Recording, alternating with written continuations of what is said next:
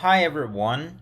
In today's lecture, we will discuss about the extensions and exceptions to the Mendelian genetics. In the previous class, we studied two types or two Mendelian ratios, right? When we discussed about the mono and the D hybrid crossings. Those ratios were, for the monohybrid crossing, we had the phenotypic ratio 3:1, and for the dihybrid crossing, we had the phenotypic ratio 9:3:3:1. Here, we are gonna see and explore some examples that actually do not obey or do not follow those ratios previously studied. So in this class, I want to remind you or start reminding you that according to the Mendelian genetics, we have two main postulates. What are those postulates? Let me get my pointer here. The first one is that the genes are present on homologous chromosomes. What does that mean? That means that, remember, homologous chromosomes, they look alike, right? One came from the biological mom, one came from the biological male. Because of that, you receive one gene from your mom and one gene from your dad for that characteristic. For instance, we saw that for the plants, right? We were working with purple and white flowers. And we saw that those purple and white flowers, they carried information from their progenitors, from their parental generation. So here, what I am saying is, we receive two copies of the same gene. And one copy comes from the biological female, and the second copy comes from the biological male.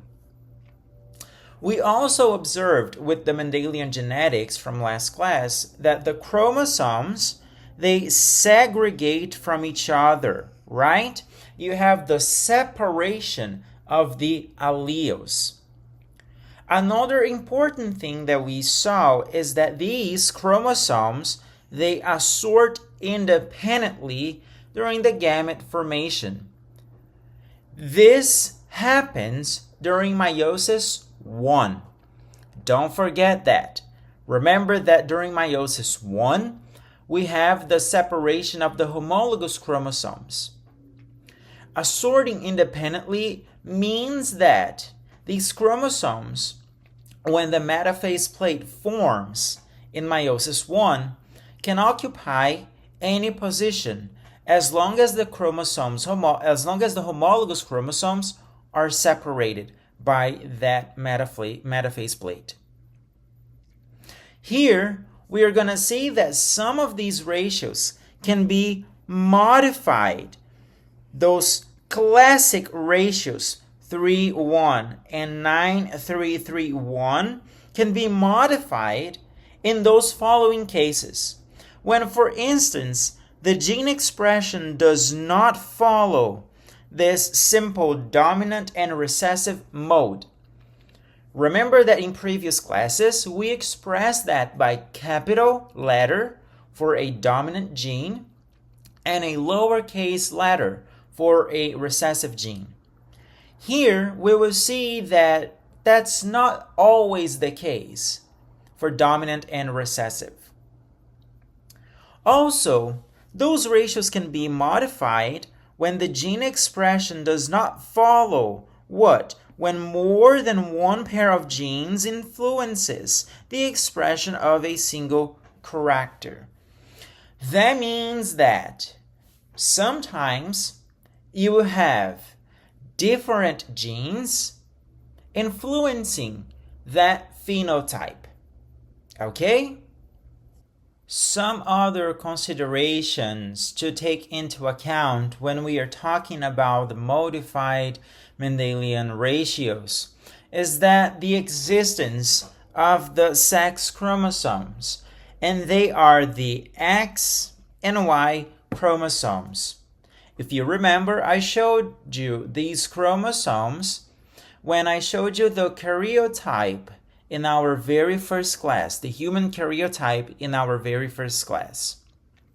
Here we have two types of modifications in the Mendelian ratios when we talk about sex-limited and sex-influenced types of inheritance.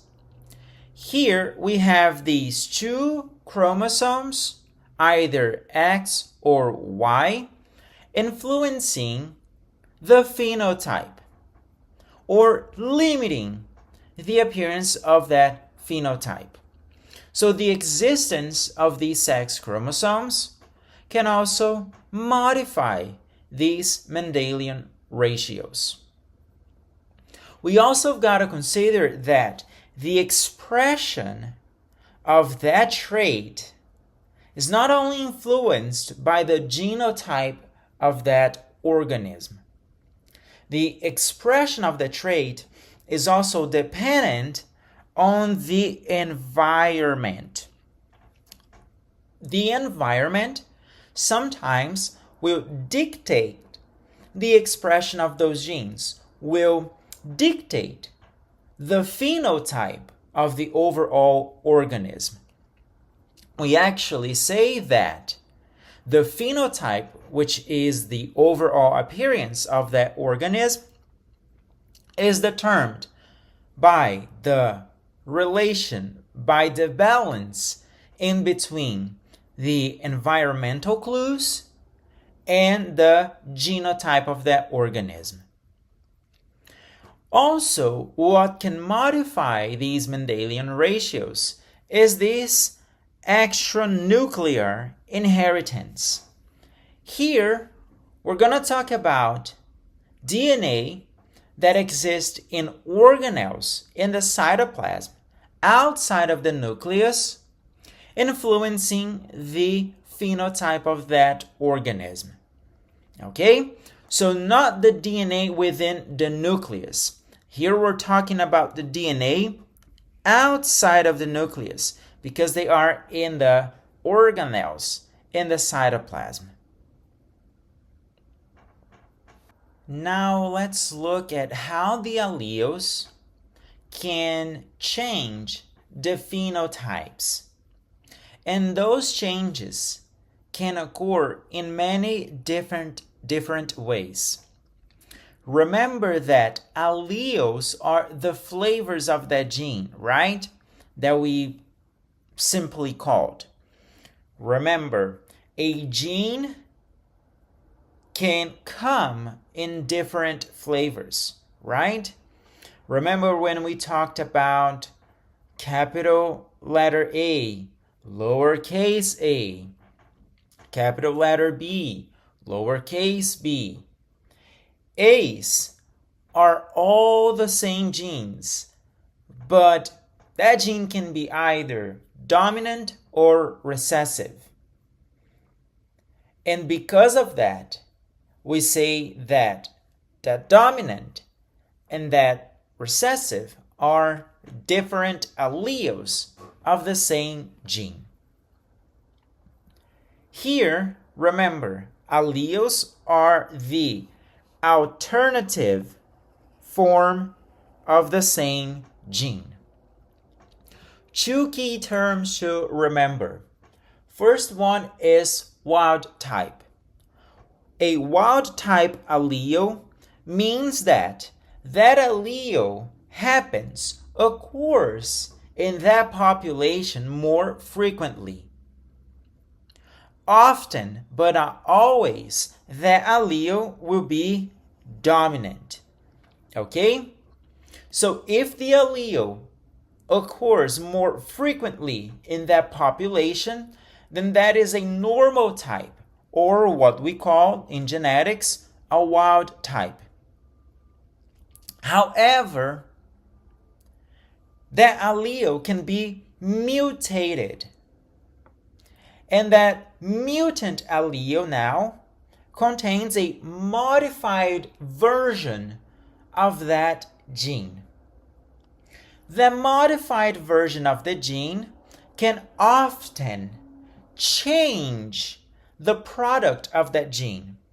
Remember here, and I want to make sure that the central dogma is in your head over and over. We have the DNA that replicates and produces a new molecule of DNA. That DNA is then transcribed and produces a RNA molecule. That RNA molecule is then translated to a protein. Correct? Remember, this is transcription and this is translation. The gene, and now I'm going to use a different color. The gene is right here in the DNA. If we modify that gene, then the protein, which is the final product of that genetic information, will also be changed, will also be altered. So if the gene changes, we can cause changes to the protein. Those changes can be the following. We have, first of all, the loss of function mutation.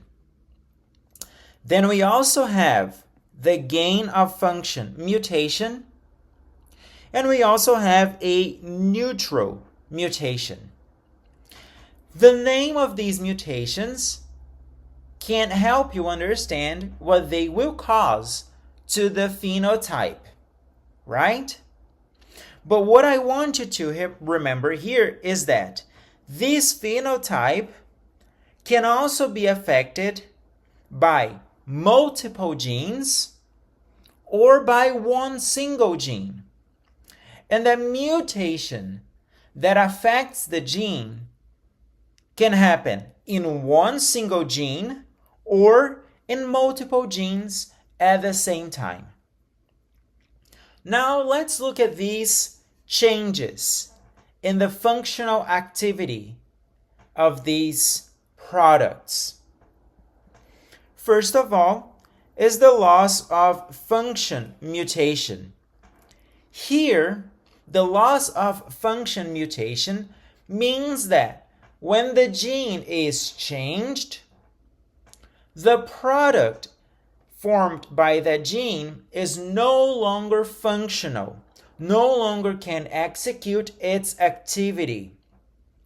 For instance, a change in a gene, a mutation in a gene, can cause change in how an enzyme is folded in the conformation of that enzyme. If you change the conformation of the enzyme, then you can lose the activity of that enzyme. That enzyme is no longer functional. So that mutation we call a loss of function mutation. If the loss of function is complete, then we call that a new allele. The opposite is the gain of function mutation.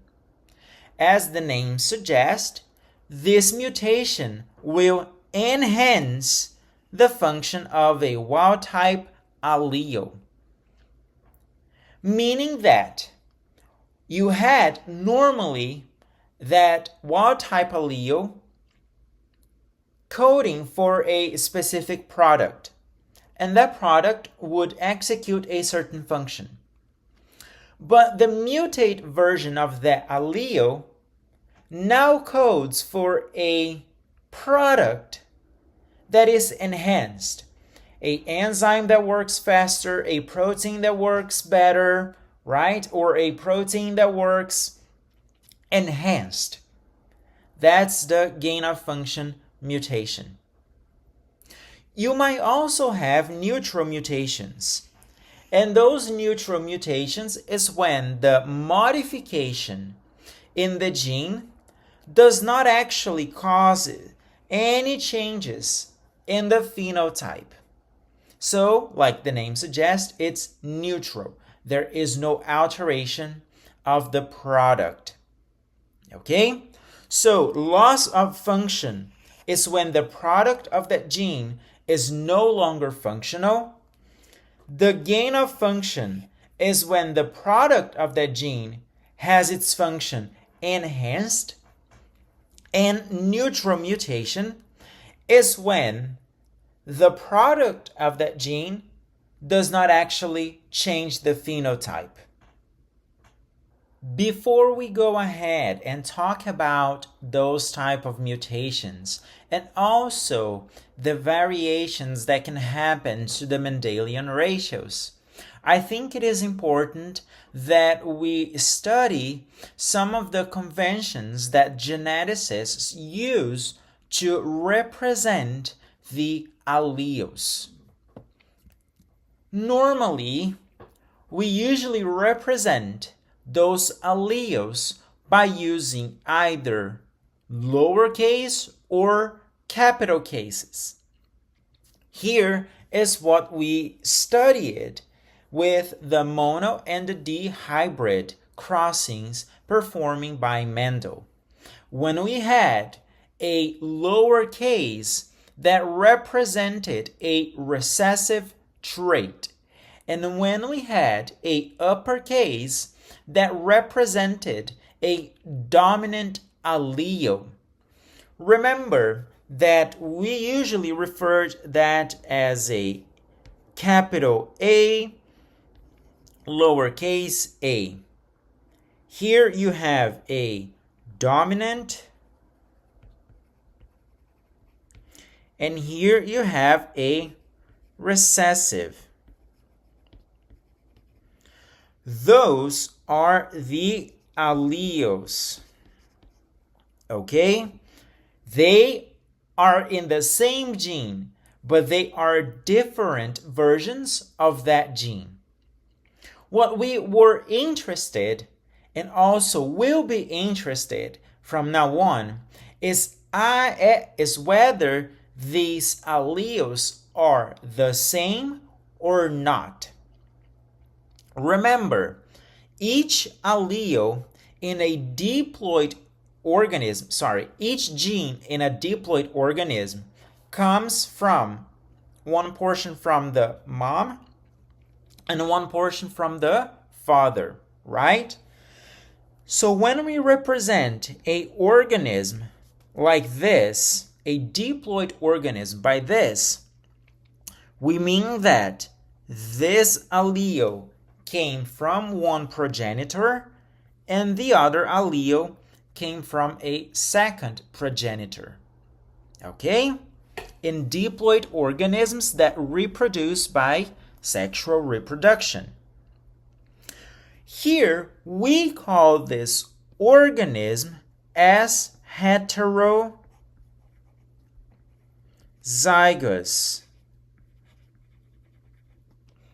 Right?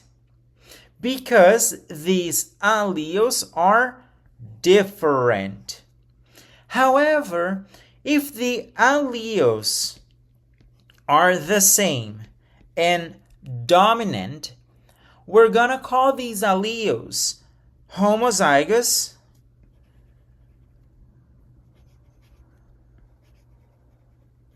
dominant.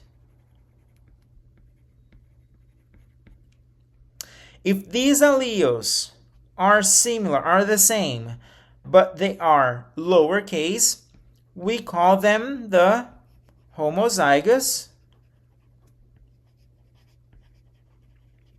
recessive. Okay? I think I asked you in the second class if there was such a thing as heterozygous dominant and heterozygous recessive. And as you can see, that does not exist, right? Because when we call the organism heterozygous, we mean that those two alleles are different. And of course, the dominant exerts dominance over the recessive. All right? So there is no such a thing as heterozygous dominant or heterozygous recessive. However, calling the alleles dominant and recessive will not always be the case, because we will see that for some of these exceptions to the Mendelian ratios, just calling them dominant or recessive does not explain the fully expression of those traits. Therefore, let's look at an example of how these genes or how these alleles can also be represented by looking at the organism Drosophila melanogaster. The Drosophila melanogaster is a very common organism used in genetic studies. Here we know that the body color of this fly is normally gray. So the wild type is gray, meaning that the allele that codes for the gray color is more commonly found in that population. Later on in this semester, we are going to study genetics population, and you are going to understand how these concepts are, how we come up with these concepts of wild type or not. But here, let's just assume that normally in that population of flies, the gray color is the most prevalent. So we call that allele that codes for the gray color wild type. Here, there is a mutant version of that color, which is the ebony mutant phenotype, which is not gray, okay? The gray wild type gene is indicated by E+. The mutant version of that gene is indicated by only E, without any signs.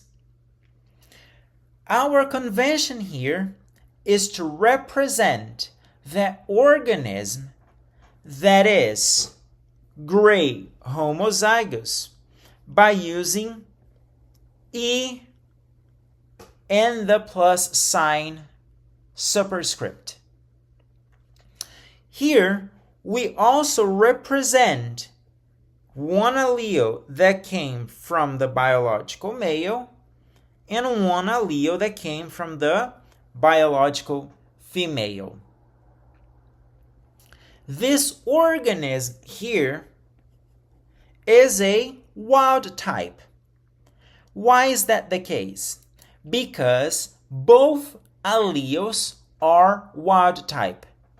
And I know that when this allele is present, the organism will have the gray color. Here I am not talking about dominant or recessive. Here we're gonna look at whether those alleles are the same or not. Okay? For this color specifically, for this phenotype specifically, the presence of this, let me get my pen again. The presence of this allele is enough to cause the gray color. Then the second example here is when you have a heterozygous organism. This organism, as you can see, is represented by E plus sign /E. Remember, this is the mutant version of that allele, and this is the wild type version of the allele. Because this organism has a wild type allele, then the color of this organism will be gray. But those alleles are different, so we call this as a heterozygous. Okay? Now let's look at the last case here. Here, one allele came from the father, the other allele came from the mother. But as you can see, now both alleles are mutant. Because both alleles are mutant and they are the same, now the color of this fly is different, is no longer gray, is a mutant color. And because those two alleles are the same, we call this homozygous.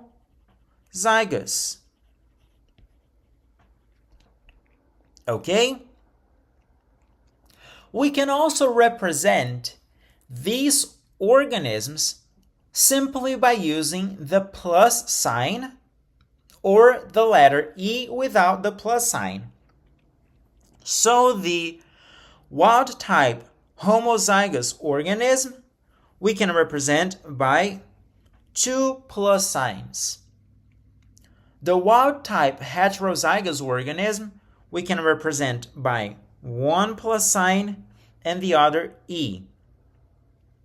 And the mutant version we simply represent by double E without the plus sign.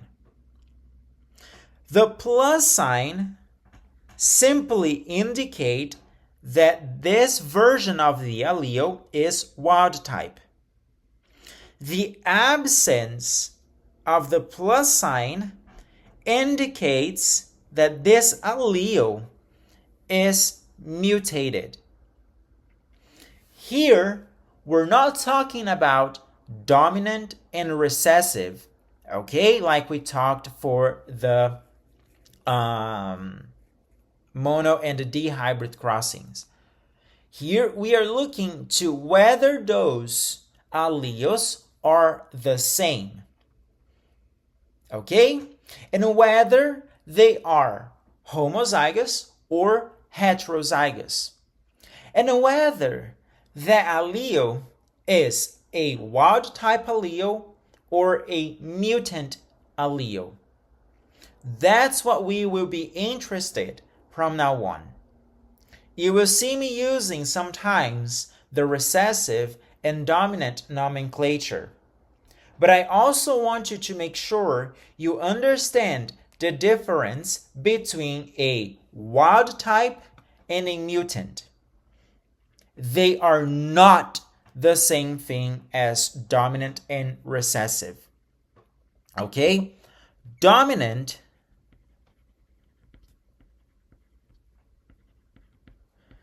and recessive is one way of expressing those genes. But normally we in the lab use the nomenclature mutant or wild type. That's more commonly used in the scientific community. And we are interested in whether the alleles are the same or different.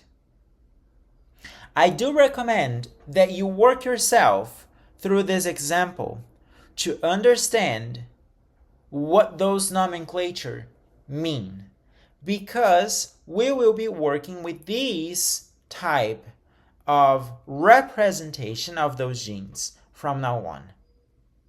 It is time now that we analyze how those Mendelian ratios can be modified, how that mono and the dihybrid crossings don't always follow those rules, how sometimes we don't follow those rules in nature, okay?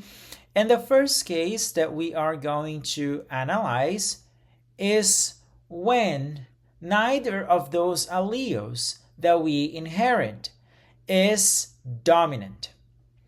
In this case, we are talking about a incomplete or partial dominance. Remember, we always receive two alleles, one from each parent. In this case of incomplete or partial dominance, neither of those alleles that we received will be dominant. Okay? They will exert their dominance together. This is how this works. In the case of a incomplete or partial dominance, we have a intermediate phenotype.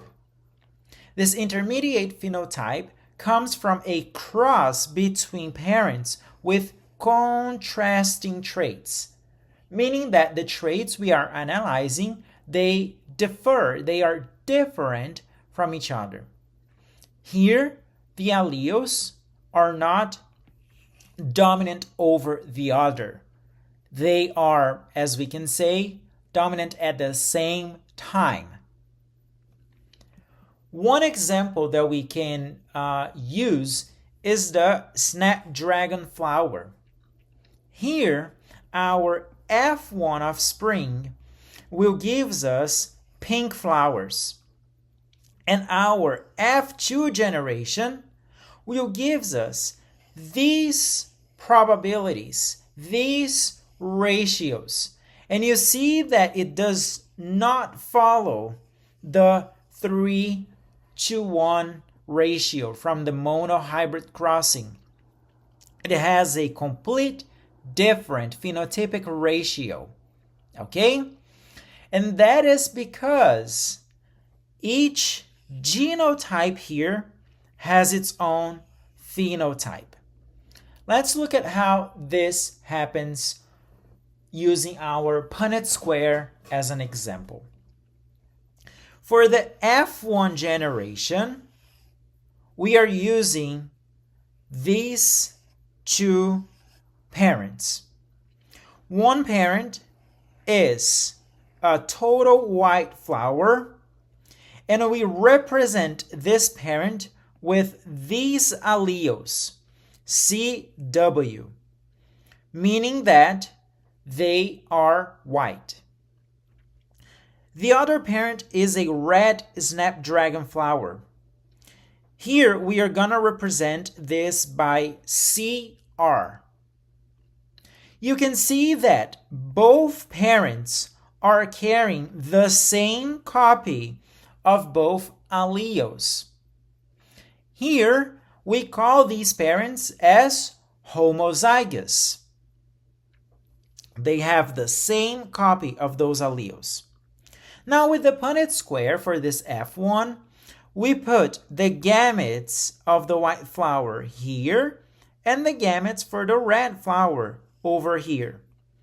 When we cross these gametes, so we cross the gamete from the white flower, the gamete from the red flower, I have this combination.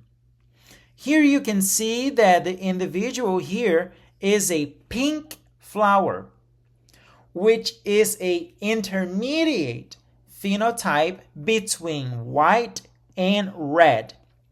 You can think as a mixture of these two colors. You can see that I no longer use capital or lowercase letters for this example. Here, because both alleles are exerting their dominance at the same time, we are using different nomenclatures. Remember that we used these different nomenclatures because from now on, it's not only more about being dominant or recessive, or upper or lowercase letters. Now here, we're using examples that run away, that do not match the Mendelian ratios that we studied. So that's why we use other conventions. Now, for the F2 generation, we get this individual and we self-fertilize. And we represent this by this second Punnett square here. On top, we have the mother flower, which is pink. Because it is pink, we represent the genotype by CW and CR. Here we have a heterozygous individual. Then the father, we also observe that it is a heterozygous individual, and we represent that by CW and CR. What are those gametes that the mother produces? They are represented over here, CW and CR. What about the father? CW and CR. When I cross two CWs, I have a white flower with the following genotype. This white flower, therefore, is a homozygous. When I cross a CR with a CW, I get a pink flower. This pink flower is therefore a heterozygous flower because the alleles received are different from each other. Now when I cross the CR with a CR, I get a complete red flower. Okay? So when we look at the distribution of these ratios, this is what I find. I have 4 organisms. 1/4 of these organisms will be red, which is represented here. 1/4 will be white. These two are homozygous. 2/4 of these organisms are pink flowers, and they are represented here. So, the Mendelian ratio, not the Mendelian ratio, the ratio, the genotype and the phenotype ratio for this F2 generation will be 1 to 2 to 1. You have 1 homozygous, 2 heterozygous, 1 homozygous. Or you can also think that you have 1 red flower, 2 pink flowers, 1 white flower. Okay? See that this is a type. It resembles the monohybrid crossing. But the ratio here is different from the 3 to 1 that we saw before. So this is our first exception to the Mendelian rates, or to the Mendelian ratios. Sorry. One more example of a exception to the Mendelian rates, or to the Mendelian ratios. I am sorry for saying rates all the time. The 30s are hitting my head very strongly. I'm very sorry about that. Anyways, another example of how those Mendelian ratios can be changed is in the case of the codominance. Here, both alleles will influence the phenotype. And you will see that influence in the heterozygous individual. Okay? It is different from incomplete dominance, because in incomplete dominance, you have a mixture of those two alleles, and you have an intermediate phenotype. Here, you can see both phenotypes. There isn't such a mixture, a blend. You see both phenotypes.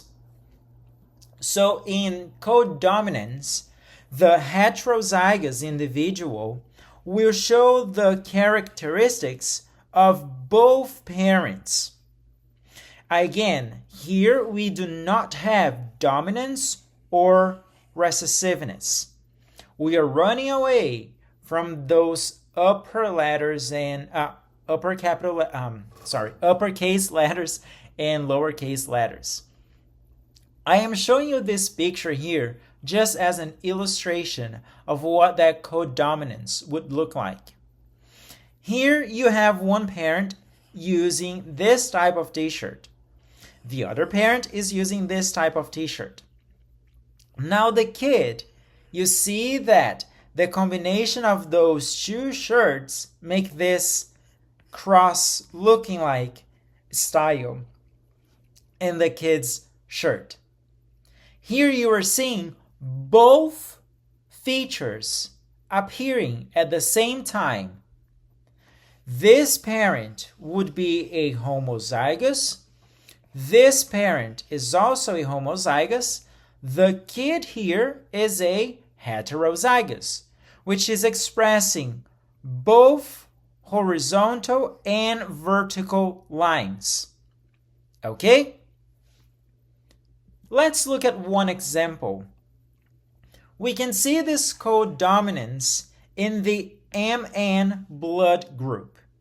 You probably have heard about the ABO system when studying about blood types. So the ABO system is also a way of identifying blood types, or at least the most common way of identifying the blood types.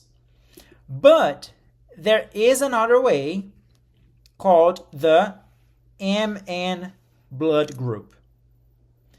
Here, this Mn blood group is characterized by a glycoprotein that is found on the surface of the red blood cells. The red blood cells are the erythrocytes, are the cells that carry the oxygen. We have two types of this glycoprotein. We are going to designate those glycoproteins as M and N. So if you think of a red blood cell like this, the glycoprotein will be expressed on the surface of that red blood cell. And you have the glycoprotein M.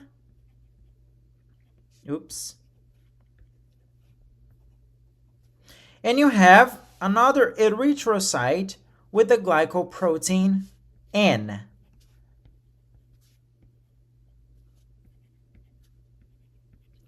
An individual with this type of erythrocyte would be a homozygous. This one would also be a homozygous. Okay? Genetically, how do we represent both individuals? Here, in this Mn blood system, we represent the expression of the M glycoprotein as LM,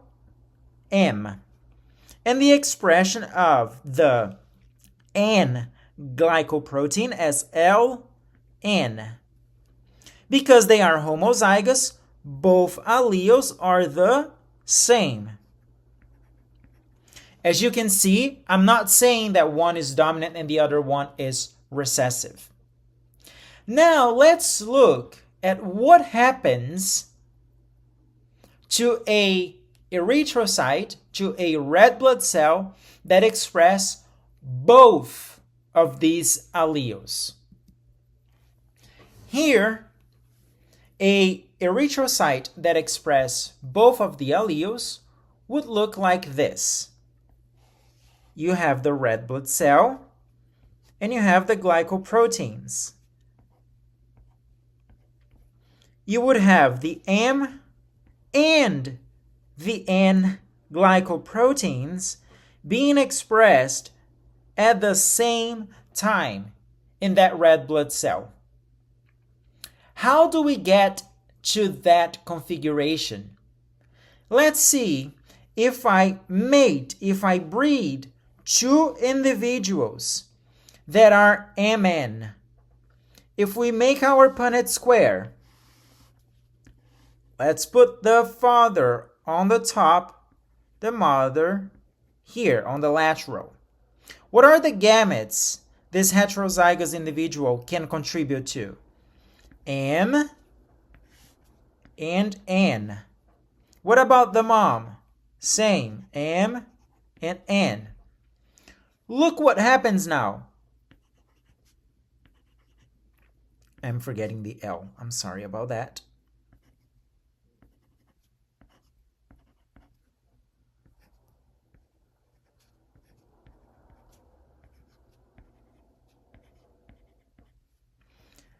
Look what happens now.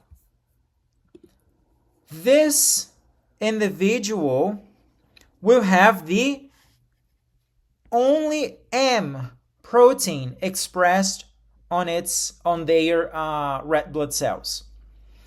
This individual will have only the N glycoprotein expressed on the surface of their red blood cells.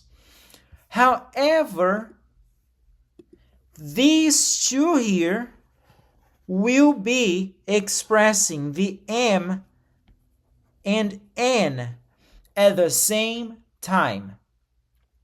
So here we have three blood types. We have the M, the MN, and the N. And they are a result of what type of glycoprotein they express on the surface of their red blood cells. Okay? Here you can see that the red blood cell is expressing both glycoproteins at the same time. This is what we call co-dominance. Both alleles are expressing their phenotypes. It is different from an incomplete dominance. Because in the incomplete dominance, like we discussed, the phenotype of this heterozygous would be an intermediate blend between those two homozygous.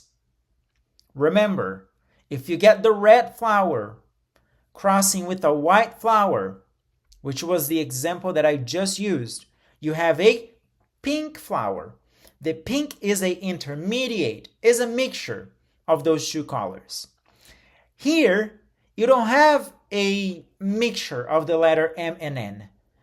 You have the expression of both letters. You have the expression of both glycoproteins on those cells.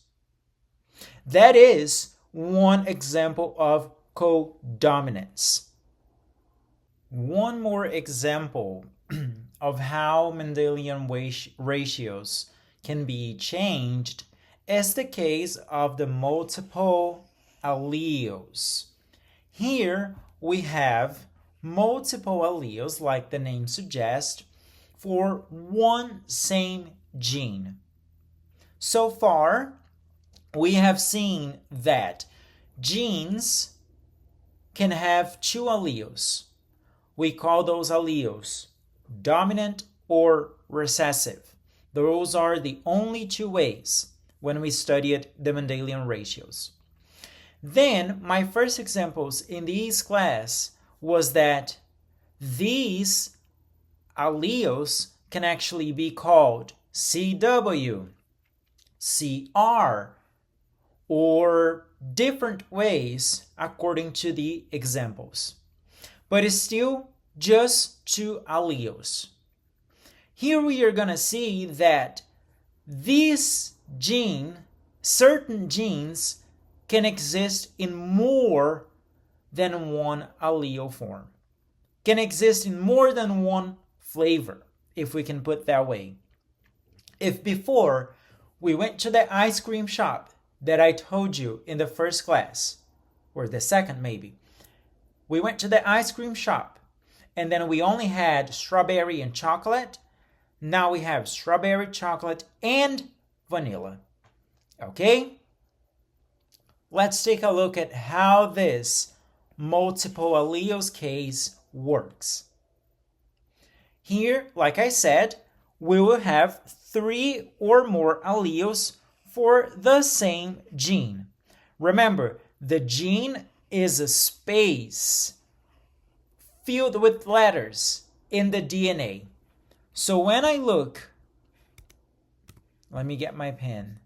When I look at the chromosome,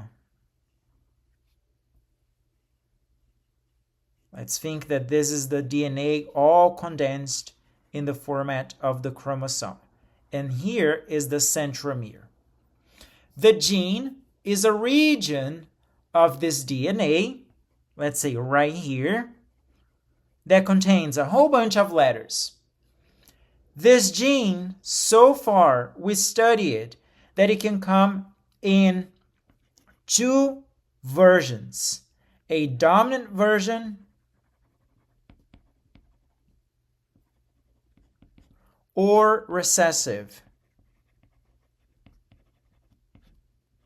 Then I showed you that these alleles can also be, for instance, CW, CR, for the case of the red and white flowers. When you have the CW and the CR, you would have a pink flower. Then I also showed you the MN system for the blood. So this was a case of incomplete dominance. This was a case of codominance. These alleles are the different flavors of these genes, of this gene. Here I am telling you that besides of having 2 alleles, I can have a third allele here. Even though the organism only inherits 2 alleles, one from the mom and one from the dad, that allele can have 3 formats. The example for that is what happens with the A, B, O blood system. Before I explain the genetics behind this system, I want to give you a brief overview of how this system works. So here in this table, you can see that there are different types of blood according to this ABO system. The first type is type A. Then we have type B, type AB, and type O. What is the difference between each one of these types? Here we see the red blood cells. In type A, the red blood cells, they have what we call antigenes in their cell membrane. Antigenes are a certain type of sugar in the membrane of those cells. The type A has the sugar A. The type B has the antigen or sugar B. The type AB has both antigen at the same time. And the type O does not have any of those antigens. When we have the expression of both antigens at the same time, we call that a codominance. So besides of this being an example of codominance, I'm going to show you that this is an example of multiple alleles. Besides of the antigens on the surface of the cells, the blood types also will produce antibodies. The antibodies are proteins that protect, that defend your body from intruders, from unknown substances, or from substances that can be harmful. The type A blood produces the antibody B. The type B blood produces the antibody A. The type AB blood does not produce any antibody. The type O produces A and B antibodies. That means for type A, when type A receives a type B, what happens? Agglutination. Because the antibodies anti-B will react against the B antigens. What about type B? Type B has the A antibodies, which means that they are against type A. Meaning that if you donate type A to a person that has type B, agglutination will occur because the anti-A antibodies will react against the antigens of type A. How about type B? How about type AB?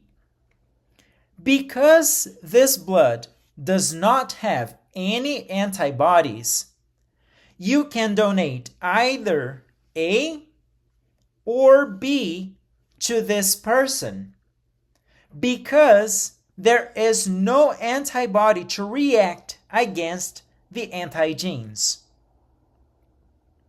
What about the type O? In the type O case, now we have both antibodies. We have antibody A and antibody B. Because of this feature, this person cannot receive blood from the A or from the B. Because if it receives blood from the A antibodies will react against it. And if it receives blood from the B antibodies will react against type B. Same thing, if it receives A and B, the antibodies will react against the antigens. Now looking at the genetics of this condition, of this example. Here I am representing a chromosome. And here I am representing the locus of that gene in this chromosome. This is just a representation. It doesn't mean you will find that gene there.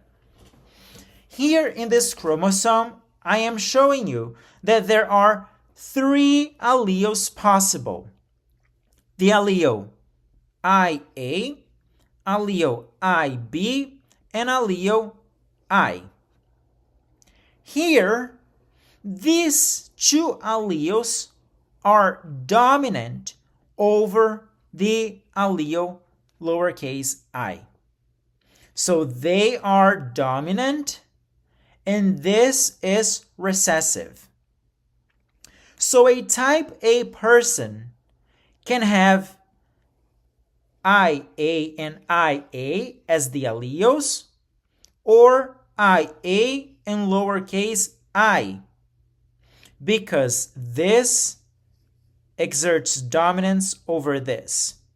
Remember, one chromosome came from the father, the other chromosome came from the mother. The type B is the same thing. Here, a person can be IB and IB, or IB and lowercase I. For type B, you only have one option. The person must carry the genes for IA and the genes for IB. For the type O, also there is only one case. That person must be recessive in both alleles, for both alleles. Therefore, a type A individual can be either homozygous or heterozygous. A type B can be either homozygous or heterozygous. A type AB and a type O can only be homozygous. There is no heterozygous combination for these two blood types. For AB, they have to be homozygous dominant. For type O, they have to be homozygous recessive. Okay? Now let's look at the following case, and I am sure I worked this case with you before. If I have a mom that is type A, a father that is type A, and a mom that is type AB, and I have the kid. Let's say that they have the following kids. They have a kid which is type A kid who is type O, and a kid who is type AB. Is it possible that this couple have a O-type kid? Yes or no question. You can see that that is not possible. Genetically, this kid must be homozygous recessive. That is not the case because these alleles for the mom are IA, IB.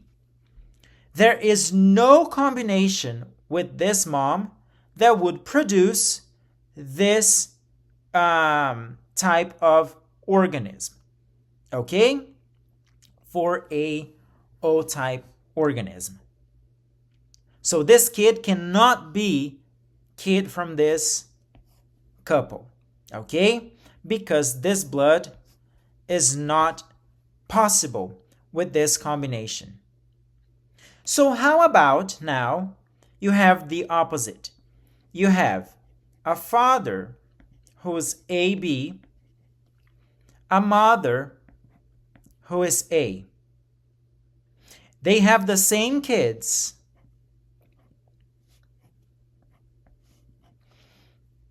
Mother who is A. We know that the father genetically is IA, IB. The mother can be IA,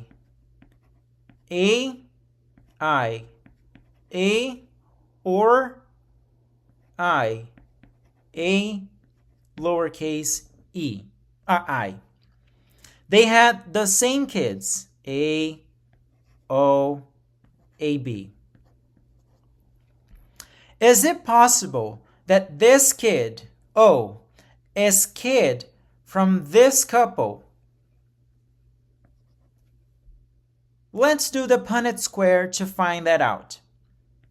What are the gametes the father can contribute with? And what are the gametes the mom can contribute with? The father can only contribute with gametes that look like this. And the mom can contribute with this gamete. And we don't know the composition of the other allele for this mom. This first kid can be IA. The second kid can be IB.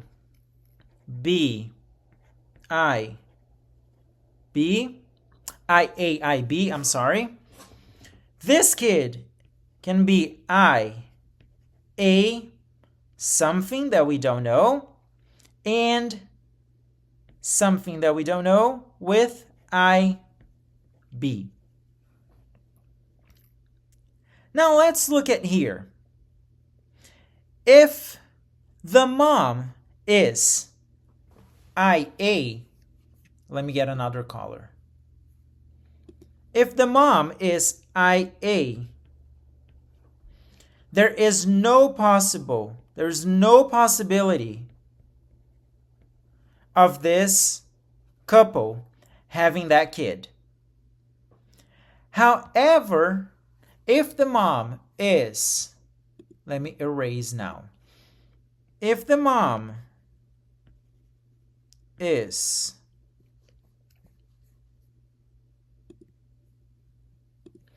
lowercase I, what we have here, lowercase I. Look at this. Look how interesting this becomes now. This is the A kid. This can also be the A kid. This is the AB kid, and this would be a type B kid.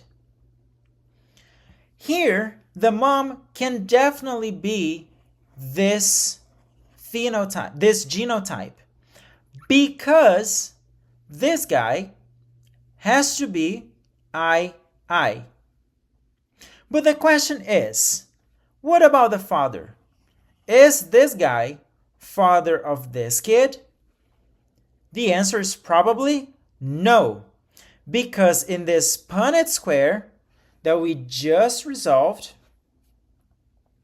in this Punnett square that we just set up, you can see that there is no possibility for this genotype, meaning that this kid probably came from a cheating situation, right? This mom probably cheated on the husband, on the biological father, with someone else. Because in order to have a kid who has homozygous recessive II, you must have someone who has at least one of the alleles that is recessive. Okay? So the father of this kid must be either heterozygous or homozygous recessive. This kid can only come from the combination of a father that is either homozygous recessive or heterozygous, considering that the mom is this mom over there. Okay? Pay attention to this detail because I will go back to this because I am sure I will ask something like this in the exam. Okay? Why is it important for us to understand about these blood types? Because that helps us understand how donation of blood occurs. And that's what we are going to look at here in this example.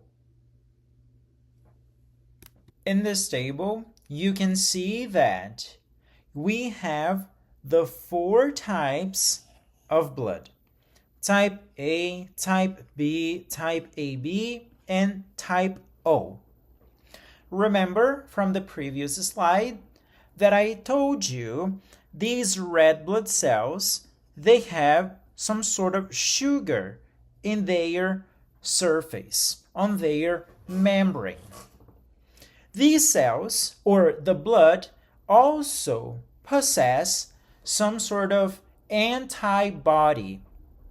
So the type A has the antigen A in the surface and has the antibody anti-B, which attacks the B antigens. The type B blood has the B sugar on the membrane. We call them B antigens. The blood produces the antibody anti-A, which attacks the antigens from type A. The type B, AB, the cells have both antigens on the membrane. However, this individual does not produce any type of antibody. Because of that, if it receives blood from the other types, it cannot attack the antigens on the membrane of those cells. The type O, like I said, does not have any sugar on the membrane, but it does produce the antibodies against the A and against the B antigen. Because of that, if you give these red blood cells to this individual, this agglutination or reaction can occur. Because of that, the type A blood can donate to type A, right? Because there is no reaction here, and to type AB, because remember, this type does not have antibody, so it can't receive blood from any type. The type A can only receive from other type A or from type O, because the O misses the antigen on the membrane. Therefore, the antibodies of the type A does not react against this type. The anti-B can donate the type B blood can donate to another type B blood and can donate to AB blood for the same reasons as explained above. However, this person can receive from a type B and from a type O. Again, type O, because there is no antigen here, therefore the antibody of blood B does not react against the type O blood. Type AB can only donate to type AB, and that is because any other type of blood will have antibodies that will react against either the A or the B antigens. However, this person that has a type AB blood can receive from all the other blood types. Here, the opposite works for type O. Type O can donate to all the other blood types because there is no sugar on the membrane, meaning that the antibodies of these guys will not recognize the antigen because there's no antigen in here, meaning that this blood can be donated to all the individuals. However, the type O can only receive from other type O. Okay? This combination is due to the presence of the sugar and the presence of the antibodies. One interesting case I like to discuss with my students is the Bombay phenotype. And I am not sure if they discussed that in the high school here, but I definitely remember having that discussion when I did my high school back in Brazil and then also in college. The Bombay phenotype is related to the blood type and with the ABO system. We know that we have the types for blood A, B, AB, and O. We know the antigenes on top of the surface of those red blood cells are the antigenes A and B. The antigenes A and B, they are derived from this molecule that we call H substance. So this molecule participates in the formation of these two sugars. Remember, A and B are just different types of sugars present in the membrane of the red blood cells. However, there is a rare mutation in the gene FUT1 that leads to a incomplete formation of this substance H. This gene encodes for the enzyme known as the fucosyltransferase. This enzyme participates in a step that makes this substance. However, in homozygous recessive individuals for this gene, this fucosyltransferase enzyme is no longer produced. Because of that, this H substance is no longer produced as well. If this does not exist, what happens now is that sugar A doesn't exist and sugar B doesn't exist. Well, we've seen that happening before, right? What is the blood type? What is the blood type that does not have any sugar on the membrane of the red blood cells? If I have the red blood cells here, but the red blood cells do not have any sugar, that blood is a type O. Genetically, that person can be type A, type B. However, due to the lack of this enzyme, which causes lack in the production of this substance, which then affects both antigenes, now you don't have that sugar anymore. So phenotypically, that person is a type O. This is a homozygous recessive disease, or this recessive mutation.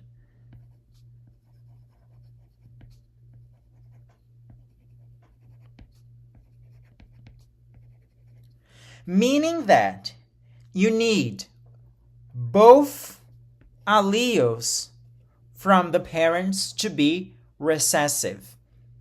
Okay? And this is how we represent that mutation. Lowercase h. Okay?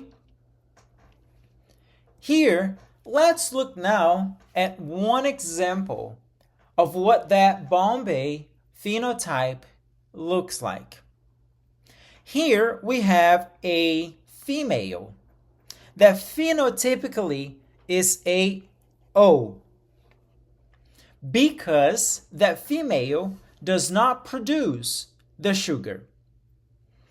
Then we will see that this female is actually, genotypically speaking, this female is actually a type B. But what's happening here? This female is homozygous for this gene that makes the enzyme. Therefore, if this gene is homozygous, like I represented before, recessive, this female no longer produces the substance H, which causes a lack in the production of A and B antigenes. Here is a pedigree representation of the case I just showed you in the previous slide. So the blue arrow is pointing to the female that the blood phenotypically behaves as a type O blood, because that lady is an example of the Bombay phenotype. But now, I know that I am telling you here that she is a type B. But we're going to figure that out. Why is she a type B? How do we get to this conclusion about this individual? Well, we're going to have to use our Punnett square method. First of all, let's look at the parents up here. These parents, you see the male has a blood type A and the female has a blood type AB. We know that this female must be, I don't know why the pen keeps doing that sometimes. This female has to be this genotype. This male can be this genotype or this genotype. How we are going to figure this out? During the Punnett square. Let's see the kids. This couple has two kids. One is A and B. The other one has the phenotype O. And the other one is B. We know that this B can be this phenotype or this phenotype. Not phenotype, genotype, sorry. The AB type can only be this genotype. Knowing this information, let's look at the Punnett square now.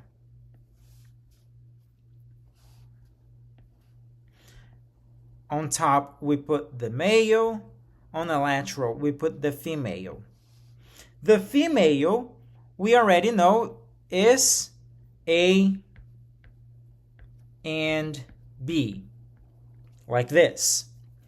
The male, we only know about one allele that has to be IA. We don't know about the second allele because it can be either this one or this one. And that's what we are going to find out. Let's do the crossing now. If I combine the first two gametes, I have this individual. If I combine the second one, we have this individual. Here, for the other ones, I only have one of the alleles, so I'm just going to represent that. Now let's look at the kids. Well, we can already see that the AB kid is represented here. This is the AB blood type. Here, we've got to pay attention to the following.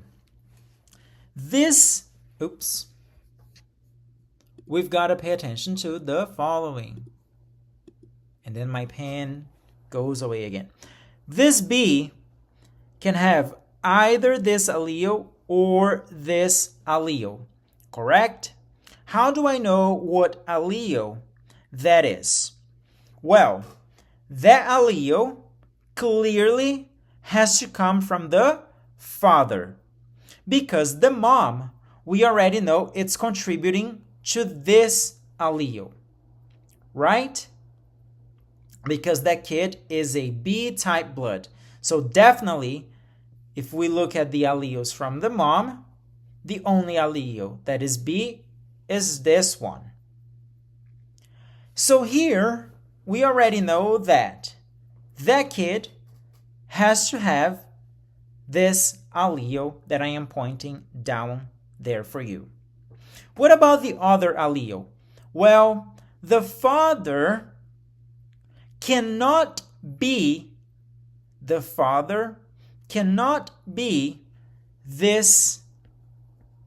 allele right there. Why is that the case? Because if I combine that allele with the IB allele from the mom, I have this blood type. Look, I have another AB kid, and that's not what we want. So this father must be or must carry a recessive allele. So it must be lowercase I. And with that, erase. And with that, we know the B is represented right here. Okay? And this would be another A. All right.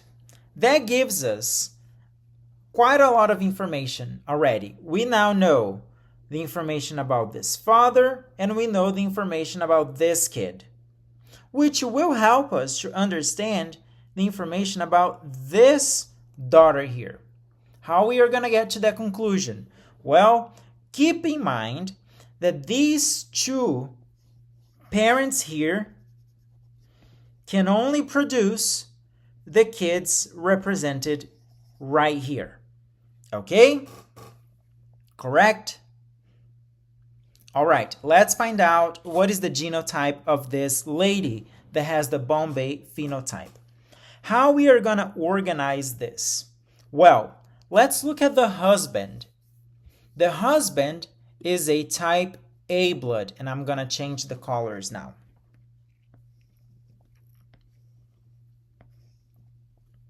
Let's make our Punnett square. The husband is a type A blood, meaning that this husband can be this or like this. Correct? We don't know which one the lady is. So this father, we're going to represent like this, just with one allele, because we don't know what the second allele can be. Well, let's look at the kids of this couple. They have a AB type, A type, and a B type. The AB must be this genotype, right? We know that for sure. The A can be either this or that. The B can be either this or that. Okay, what is the genotype of these kids? How can I get to that conclusion? Well, first of all, you can see that two kids are carrying the B allele. Clearly, that B allele is not coming from this father, right? Because that father is A. Therefore, there is no B allele here possible for that father. So that B allele must come from the mom. Okay, we identified one allele of the mom. This combination gives us what? The AB type. Okay, see now that one of the kids here, let's look at the A. The kid with the A has one allele that is IA. That is clearly coming from the father because the father has a IA allele. The other kid is a B. This allele must come from the mother, right? And that is true. We know the mother is carrying that B allele.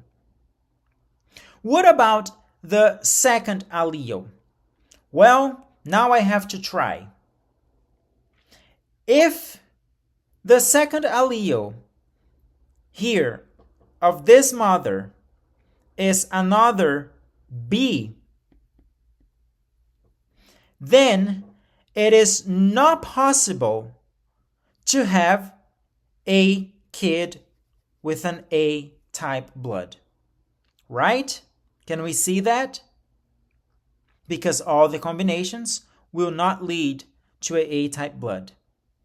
We are also, this cannot be the case because if we look to the grandparents here, to this combination, there is no exclusive IB, right? We don't see that in this Punnett square. Therefore, we can get to the conclusion, and I know it's a little bit messy now, but we can get to the conclusion that this mother must be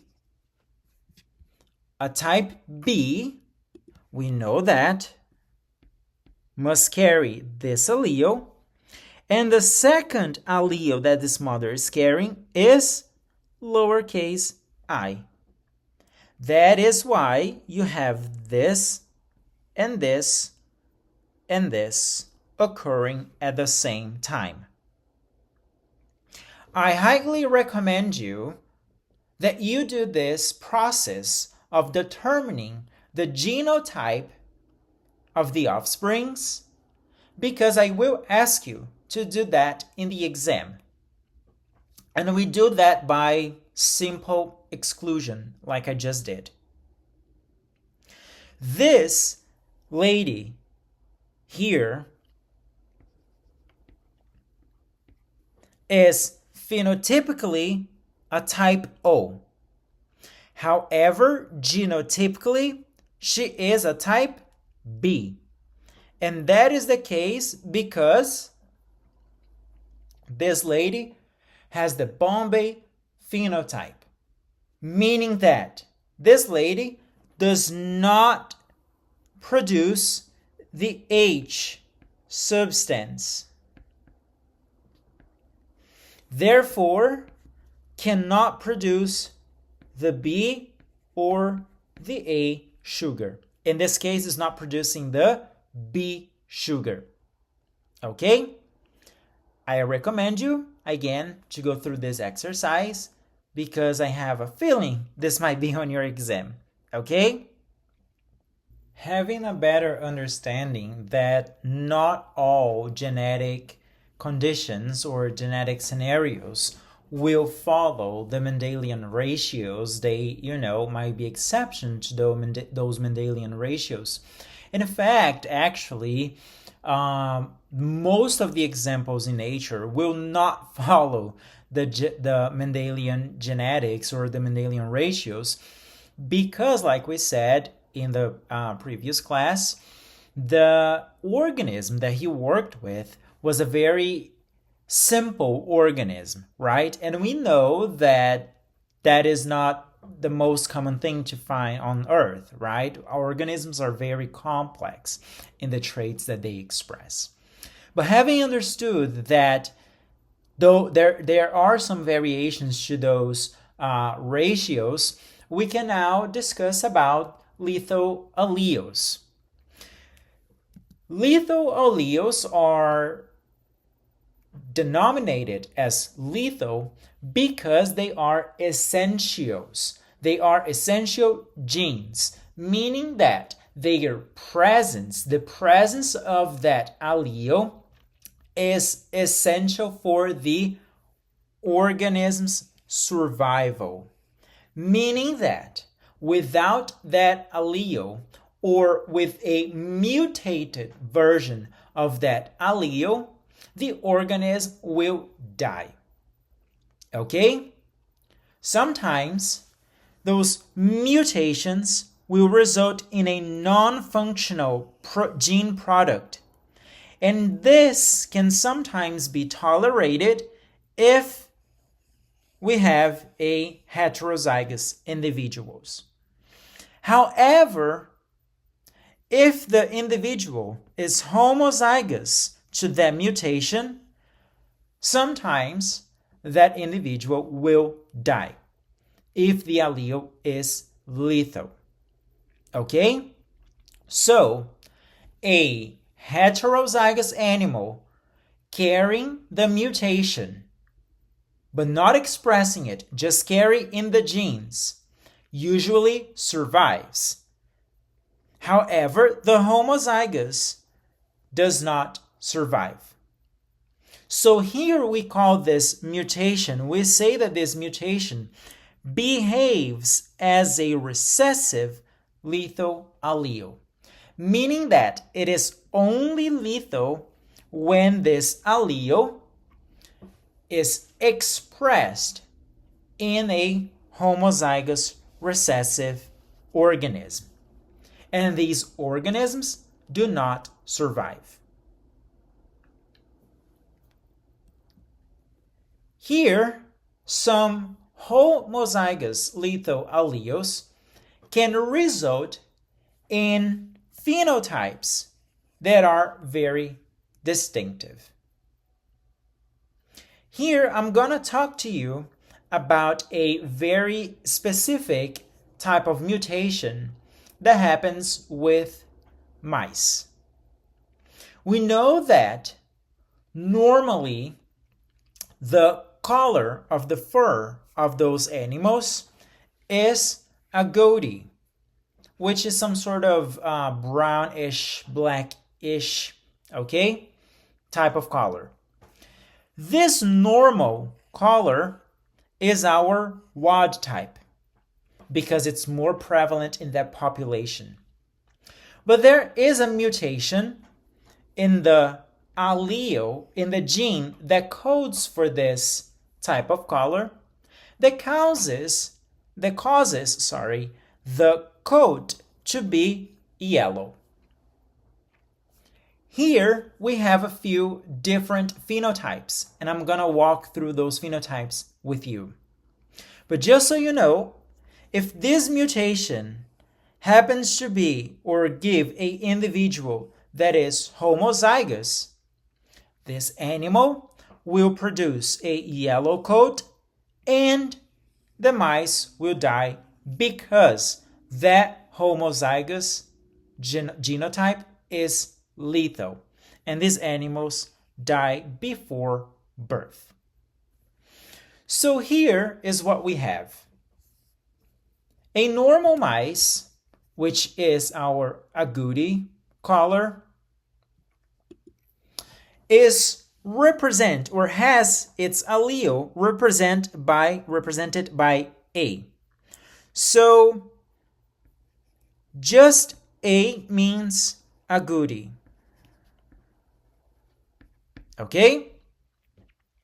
Then the mutant version of this allele is represented by AY because that will produce the yellow color. Here we can have the following genotypes. We can have this genotype. We can have this genotype. And we can have this genotype. Remember, one allele came from the father, the other allele, oops, let me erase that.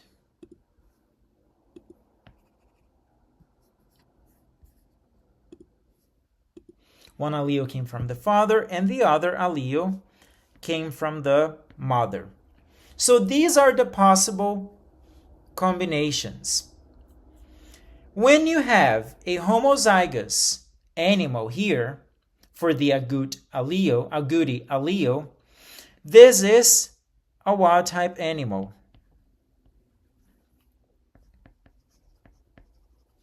So this is agouti. Okay?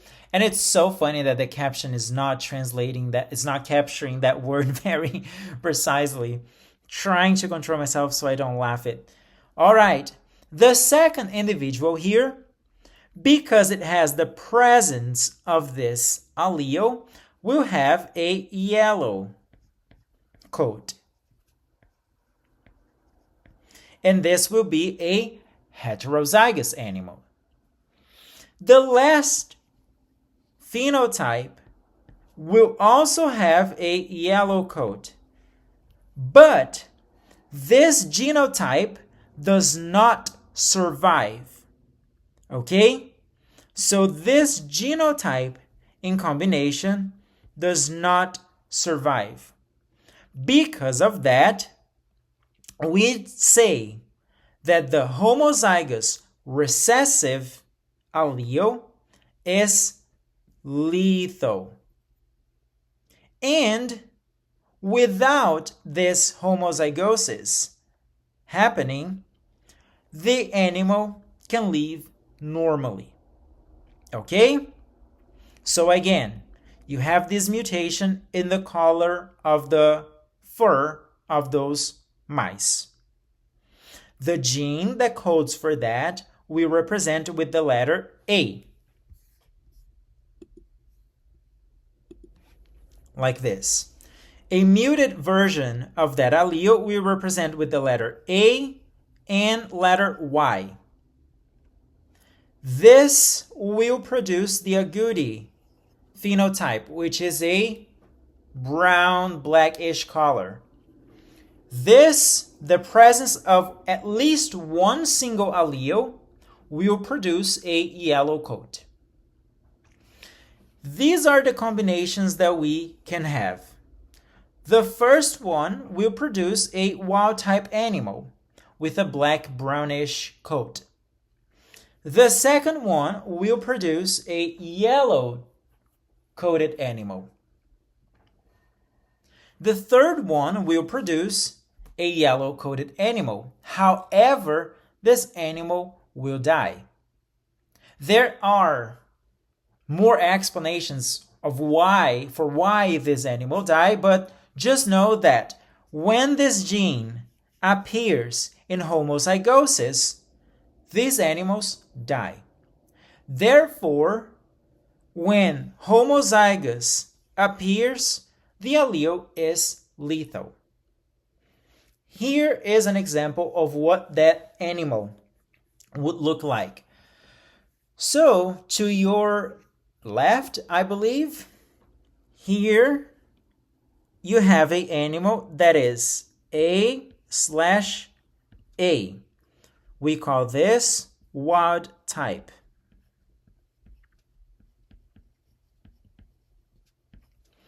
This is an animal that has AY, and because it is alive, the other must be just A. This is a heterozygous animal. And of course, you don't see the homozygous animal here because the animal is dead. Although we can assume that it would produce a yellow coated fur, fur because of the presence of the mutated allele. We also have the case of the dominant lethal allele. Here, in this case, the presence of one single copy of the allele will result in death of the individual. In the other example, you needed the copy of both muted allele to kill the animal. But in the case of a dominant lethal allele, at least the presence of at least one copy of that dominant allele will result in death. So here, an example of this case is the Huntington disease. The Huntington disease we represent by the allele H. Individuals that are like this or like this, they will end up dying. Individuals that are recessive like this will survive because this allele is only lethal when the dominant version of that allele appears. When we studied the D hybrid crossing, we saw that Mendel got to these phenotypic ratios, right? 9, 3, 3, 1. We also discussed that the D hybrid crossing is actually a simple multiplication of the monohybrid crossing. How was that the case? Remember that I told you that if we apply the product law, we can get to those phenotypic ratios. Knowing the F2 ratios, the ratios for the F2 generation for one trait, and the ratio for the F2 generation of another trait, we can understand, we can multiply those ratios and get to this 9 to 3 to 3 to 1. Okay? But remember, not all the genes will follow that monohybrid crossing, will follow those Mendelian ratios. When you start combining those genes, this ratio here can be modified. So now we want to discuss, or I want to show you, how two modes of inheritance can occur simultaneously. Here we are going to study the case of the blood type and the albinism. If the blood type were to follow the 3 to 1 ratio, then we would be good. We would apply the product law from this with this and get the phenotypic ratio for the D hybrid crossing, right? The hybrid crossing is when we are looking at two features walking together. However, what's happening here? The blood type does not follow the 3 to 1 ratio that we saw for the monohybrid crossing. Quite the opposite. This one follows another ratio. The albinism is indeed, here in this example, inherited following the Mendelian ratio. Let's put this in a big box so you can understand what I am saying. So here, let's consider that we want to understand what is the likelihood of getting a albino person with a certain type of blood. Remember, we have 3 types of blood: type A, type AB, and type B. So here, this is my D hybrid crossing. This is how my parental generation looks like. Okay? Again, if this was a simple dihybrid crossing that was following the normal Mendelian ratios, we could use the probability law and multiply the ratios for this by this. But that's not the case because the blood doesn't follow the Mendelian ratios. So let's look at the pigmentation alone. The pigmentation alone, we have the following genotypes. This homozygous dominant, the heterozygous, and this other homozygous dominant, they are always gonna produce a pigmented skin. And we are not talking about the shades of this pigment, okay? Let's just say it produces a pigmented skin. When this gene happens in a homozygous recessive version, then we have a albino. This ratio follows the Mendelian style. 3, 1. 3 individuals pigmented to 1 individual that is albino. Okay, what about the blood? For the blood, we have the following ratios. We have 1 to 2 to 1. How do we get these ratios here? Remember, we have to cross the F1 generation. And the F1 generation will always be a heterozygous. In the case of the pigmentation, the heterozygous will be uppercase A, lowercase a. A heterozygous in the case of the blood will be IA, IB. Okay? So from the F1 generation, I can get the genotype of this F2 generation. But here I am looking to these traits alone. Now let's combine.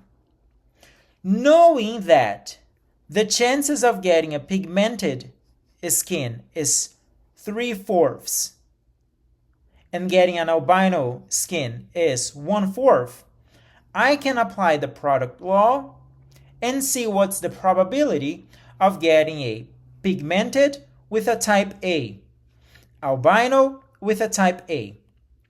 How do we do that?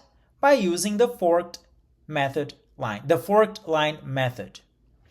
So, if I want to know the chances of getting a person that is albino and has a type B blood, I multiply the albino ratio times the chances of getting a B blood. Okay? This multiplied by this gives me a 1 to 16 chances of getting the albino person with a type B blood. If I look to all these ratios, I can clearly see that this dihybrid crossing is not following the 3 to 3 to 1, the 9 to 3 to 3 to 1 ratio that we studied before. Actually, the final phenotypic ratio is exemplified right here. See how things now become even more complex when you start adding genes that do not follow the Mendelian ratios. Traits that do not follow the simple Mendelian ratios. Okay? Again, what did I do here? I am trying to understand the inheritance of two traits. one trait follows the Mendelian style. The other trait does not follow the Mendelian ratio. What I can do here is applying the probability law, the product law, the multiplication law.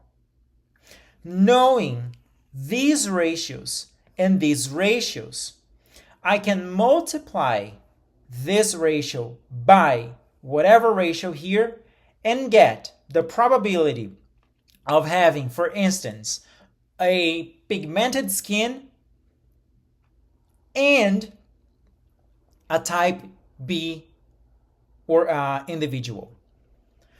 Remember, we use this product law when we want to know how two things are inherited at the same time. That's why I'm using the word and. Okay? It is also common to observe in nature that usually, and this is more often than we think, the phenotypes are often affected by more than just one gene. So for instance, the skin color or the skin hair, usually there are multiple genes that act on each other and that causes the final result.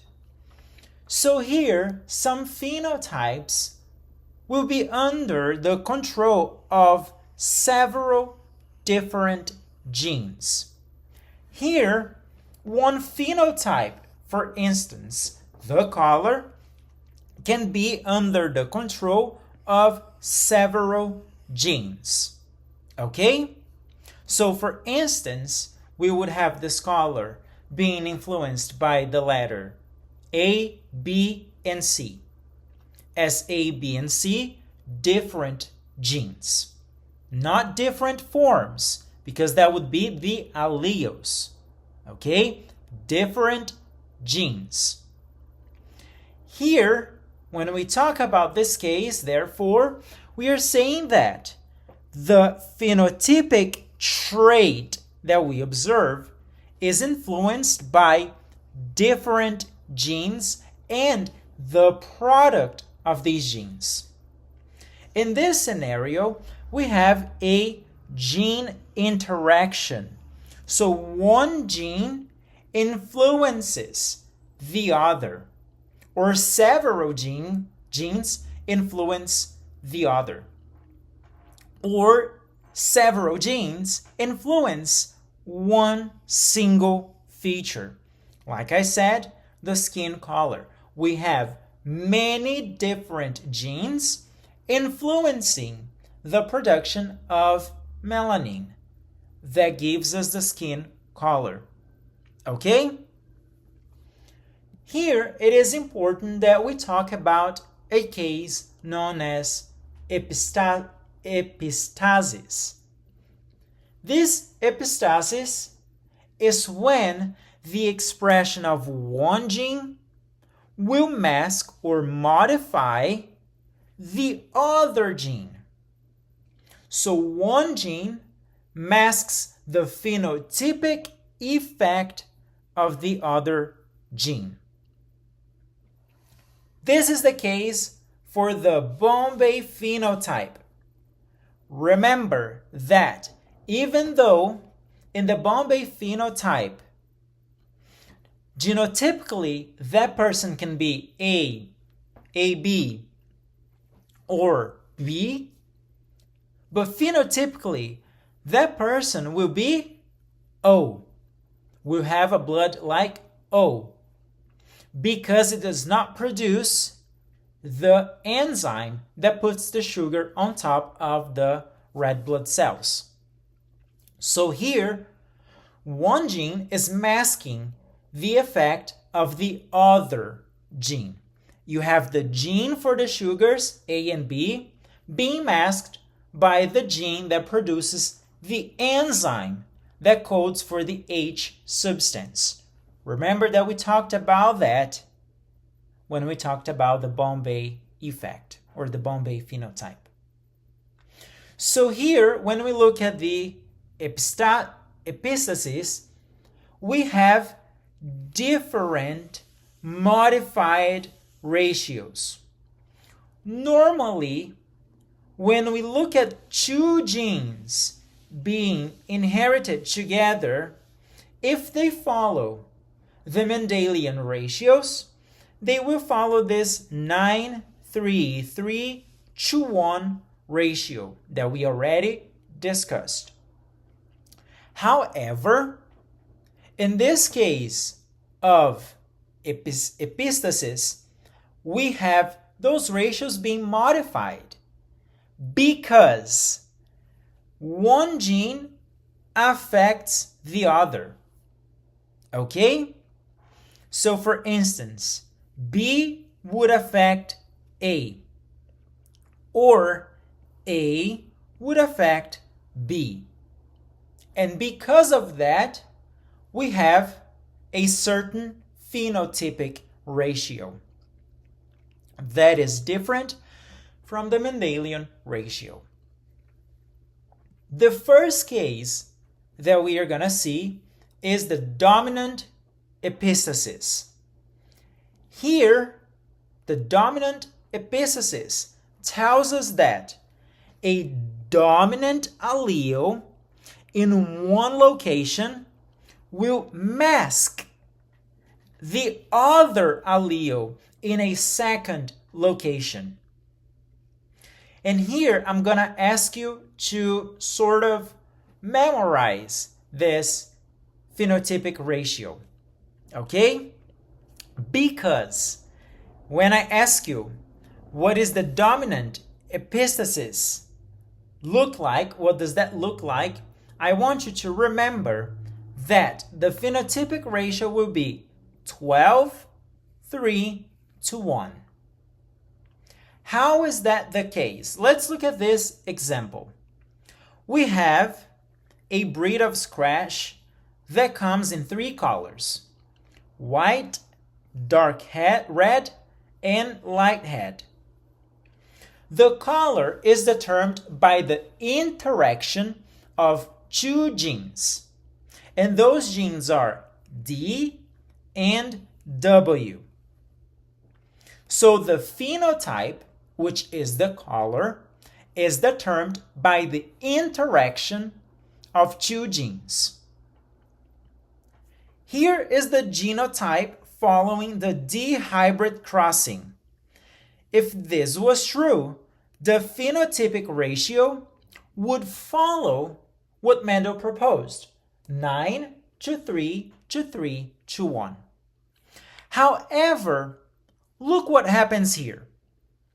When you have this allele combined with this allele, you have a squash that is white. When you have these alleles combined with this allele, you have a white squash as well. Now, when you have the D allele in combination with a recessive version of the W allele, you produce a dark red squash. And when you have everything being recessive for those 2 alleles, for those 2 genes, you have a light red color for that squash. You can observe here that you can have the white phenotype when you have the dominant W allele. Because of the existence of this dominant W allele, the squash comes in a white color. It does not matter what this gene and what are the alleles of this gene, because the W dominant allele masks the effect of the D dominant allele. Okay? So the W exerts dominance over the D allele. no matter what that allele of D is. So in this case, you have not only 9 individuals that are white, you have also 3 more additional individuals that will be white. In this case, the phenotypic ratio now is 12 to 3 to 1. Meaning that when you have one single allele of that gene that is dominant, that allele exerts its dominance over the second gene. Okay? And here we know that the W is exerting its effect because it is masking the color caused by D. See that when the W is now in the recessive form and the D is in the format of a dominant form, now you get a dark red color, because the dark red color is determined by the presence of the dominant D allele. Okay? However, if you have the dominant W allele, the effect of this allele overcomes the effect of the red allele. Therefore, because you have 12 conditions where this W dominant allele appears, the phenotypic ratio now is 12, 3, and 1.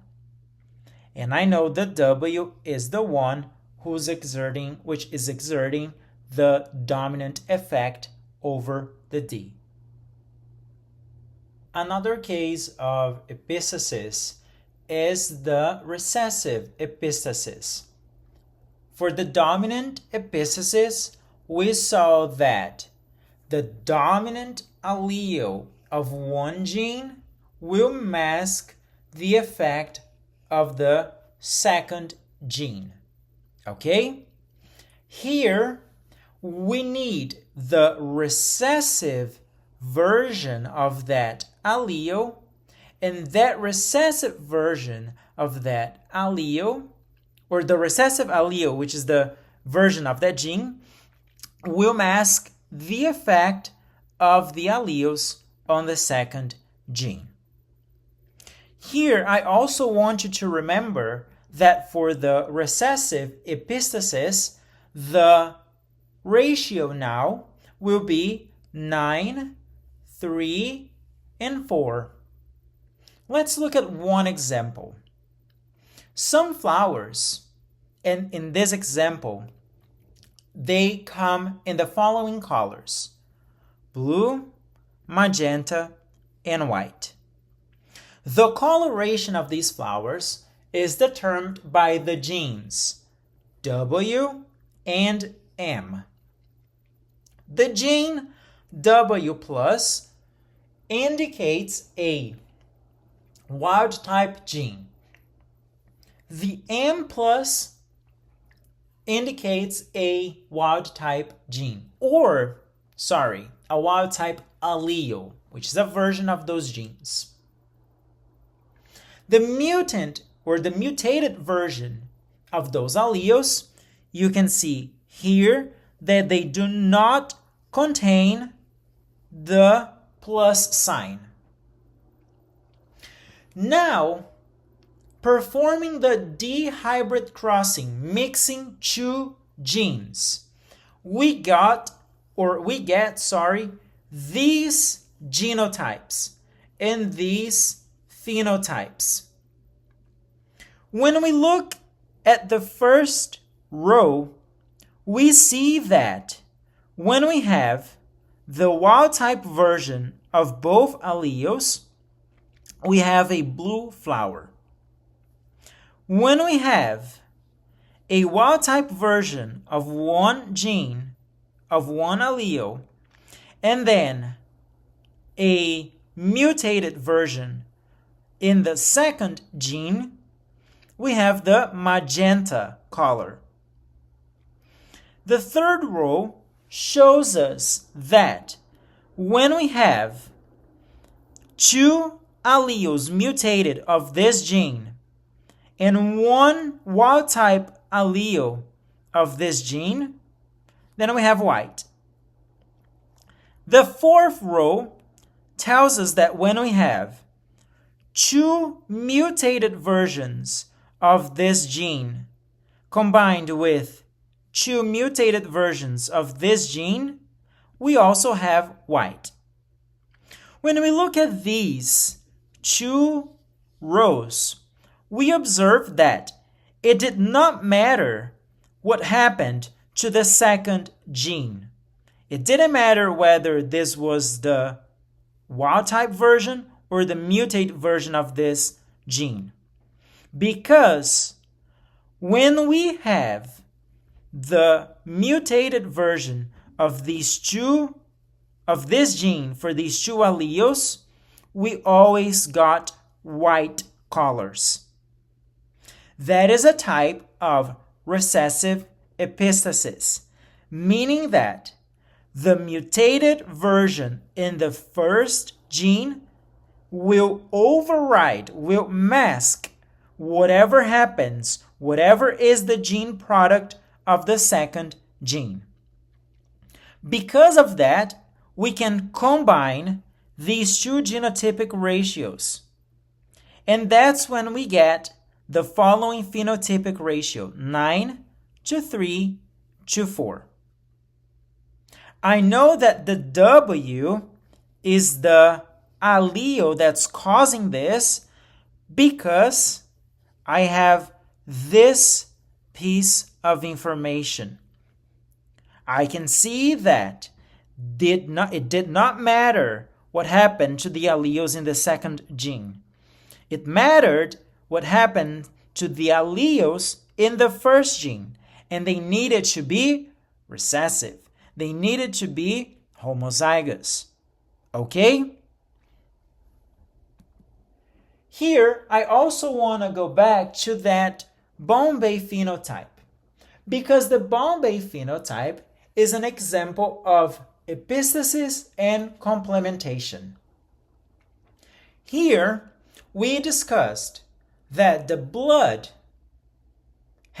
we have a few types of bloods. We have the A, the B, the A and B, and the O. Those bloods are determined by the I family. Remember that we used IA, IB, or lowercase I. Okay.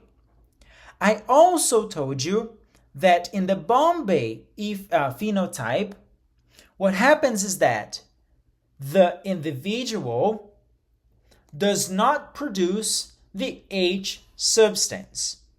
And because of that, those sugars A and B are not placed onto the membrane of the red blood cell.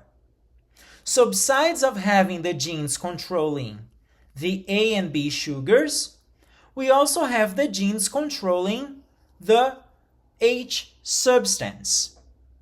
Okay? So here, the I family will determine what is the sugar that goes on top of the blood cells. And I'm sorry for saying protein here. Just exclude that and replace for sugar. And the H family will determine the presence of the substance H. Okay? When we have a homozygous recessive for the H gene, the substance H is not produced. And that is when we have the Bombay phenotype. Let's consider this example. I want to calculate what is the probability of having this A, AB, and B phenotypes and having a Bombay effect. How do I do that? First, let's consider the blood types following the AB system. To do that, my F1 generation has to be a heterozygous crossing with two heterozygous individuals.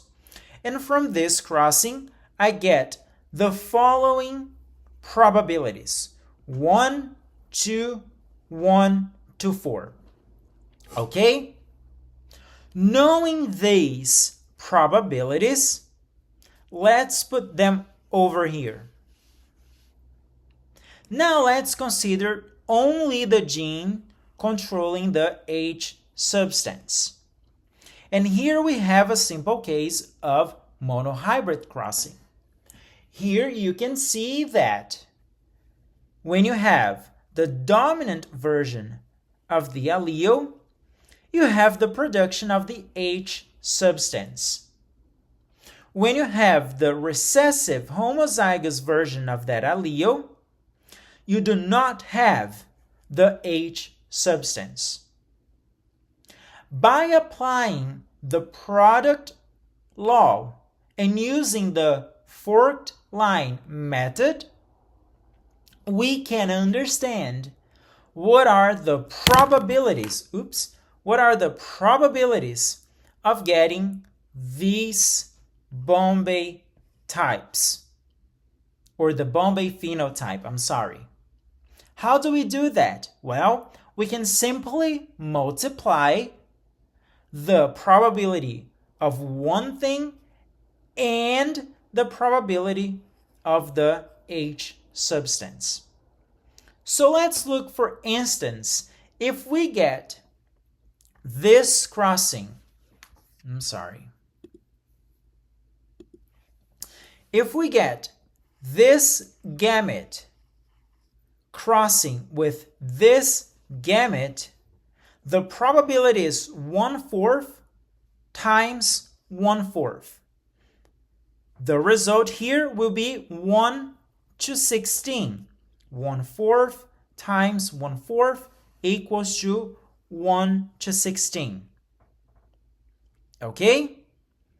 This is the chance of having this Bombay phenotype here, with the person having a type A blood. Remember, genotypically, that will be a type A, but phenotypically, that will be a type O. You can do the same thing if the person is a type B. The chances of being a type B is 1/4. The chances of not producing the H substance is also 1/4.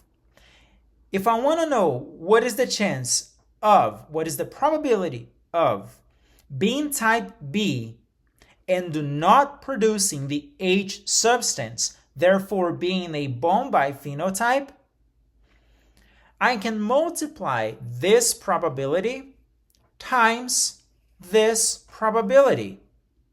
When I do 1/4 times 1/4, I get 1 to 16. So there is a 1 to 16 chances of getting an individual that has a genotype for blood B, but in reality is a type O because of the Bombay phenotype.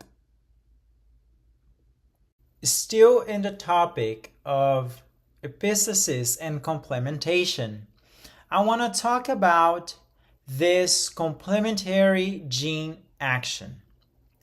This will happen when two genes interact and help each other, and their interaction together cause the phenotype. In the example that we are going to observe here, we will need both genes to be dominant in its dominant version to have the phenotype. And that usually happens because those two genes, they are involved in the same biochemical or biological pathway in the cell. Okay? The typical phenotypic ratio for a crossing in this case would be 9:7. Let's use now this following example. Here we are going to use flowers that come in two colors, the color purple and the color white. The coloration here is determined by the presence of the gene C and P. These are the wild-type version of these genes. When you do a D-hybrid crossing, because we are working with two genes, this is what we observe. The first row is showing you that both wild-type copies of those genes are present. The phenotype is purple. The second row is showing you that one gene has the wild-type version and the other gene has both alleles mutated. Therefore, the color is white. The third row is showing you that one gene now is carrying both mutated version of that allele, of that gene, and the second gene is carrying the wild-type version and a muted version of that gene. The color is white. The last example is showing you when all alleles are mutated for both genes, and the color is white. What can we observe here? You can see that only when both genes are, or both alleles for both genes are in the wild-type version is when you have the purple color. Because just this wild-type alone does not cause the purple color. This wild-type alone does not cause the purple color. Only when these two are together, you have the purple color. That's what we call a complementary gene action. This gene complements the action of the second gene. When we look at the phenotypic ratio, now you have 9 individuals that are purple and 7 individuals that are white. Again, here the genes are complementary because you need both of them in their wild-type format for the flower to be purple. I want to talk to you about now a process, I think we can call that is called complementation analysis. This complementation analysis is performed to determine whether that mutation causing a certain phenotype is on the same gene. Let's use the following example. You are studying flies, and you observe that you have flies that are white. And you wonder whether that mutation, the white mutation, is occurring or is present in the same gene in those different flies, or in separated or in different genes in those flies. Do you get my question? So you are studying a mutation. You observe that those two flies, fly number 1, fly number 2, they are mutated. and they are white, assuming that the wild type version would be a black fly. You want to know whether that mutation is in the same gene or in genes different. To do that, to get to that question, to get to that answer, we perform this complementation analysis. The complementation analysis, or the complementation test, is performed to determine if those two mutants that you are observing have the mutation that's causing the white color in those flies in the same gene. Here, we are going to use two recessive mutants with the same phenotype together and mate and breed them. If the offspring, and I'm going to give you an example, if the offspring of this breeding is wild type, so now you would have all black flies, then that means the mutation causing the white color is in different genes. If the offspring of that crossing is all mutants, they are all white, then that means the mutation is on the same gene. If the mutation is on different genes, we call this complementation. Let's look at my example now. And I'm gonna try to do this step by step just so you can understand what I am saying. You are observing fly number 1, and don't laugh at my drawing because, I'm a biologist, not an art professor. You are observing two flies, okay? Fly number 1, fly number 2. Let's assume that the wild type version of this fly is a color black. And the mutated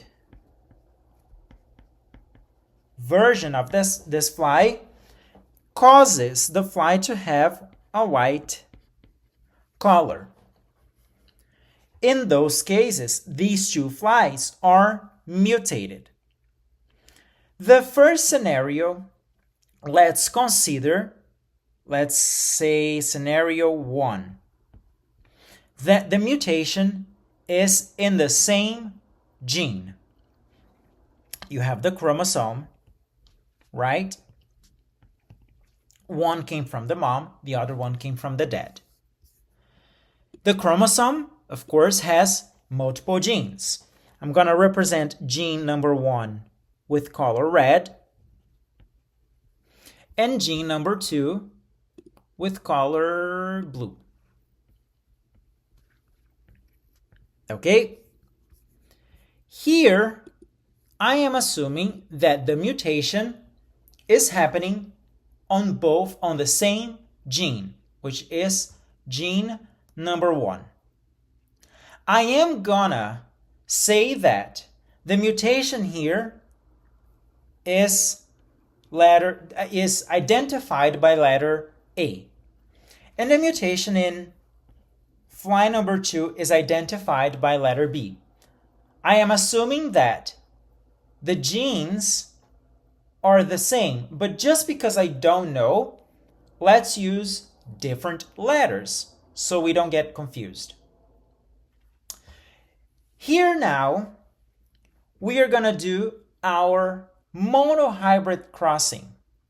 Why? Because I am assuming that the mutation is in the same gene. That is a case of where we can use a monohybrid crossing. So here is what we would have in this monohybrid crossing.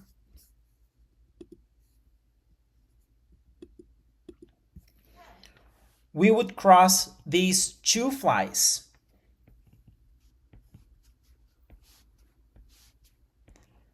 Here we're gonna put the male, the female.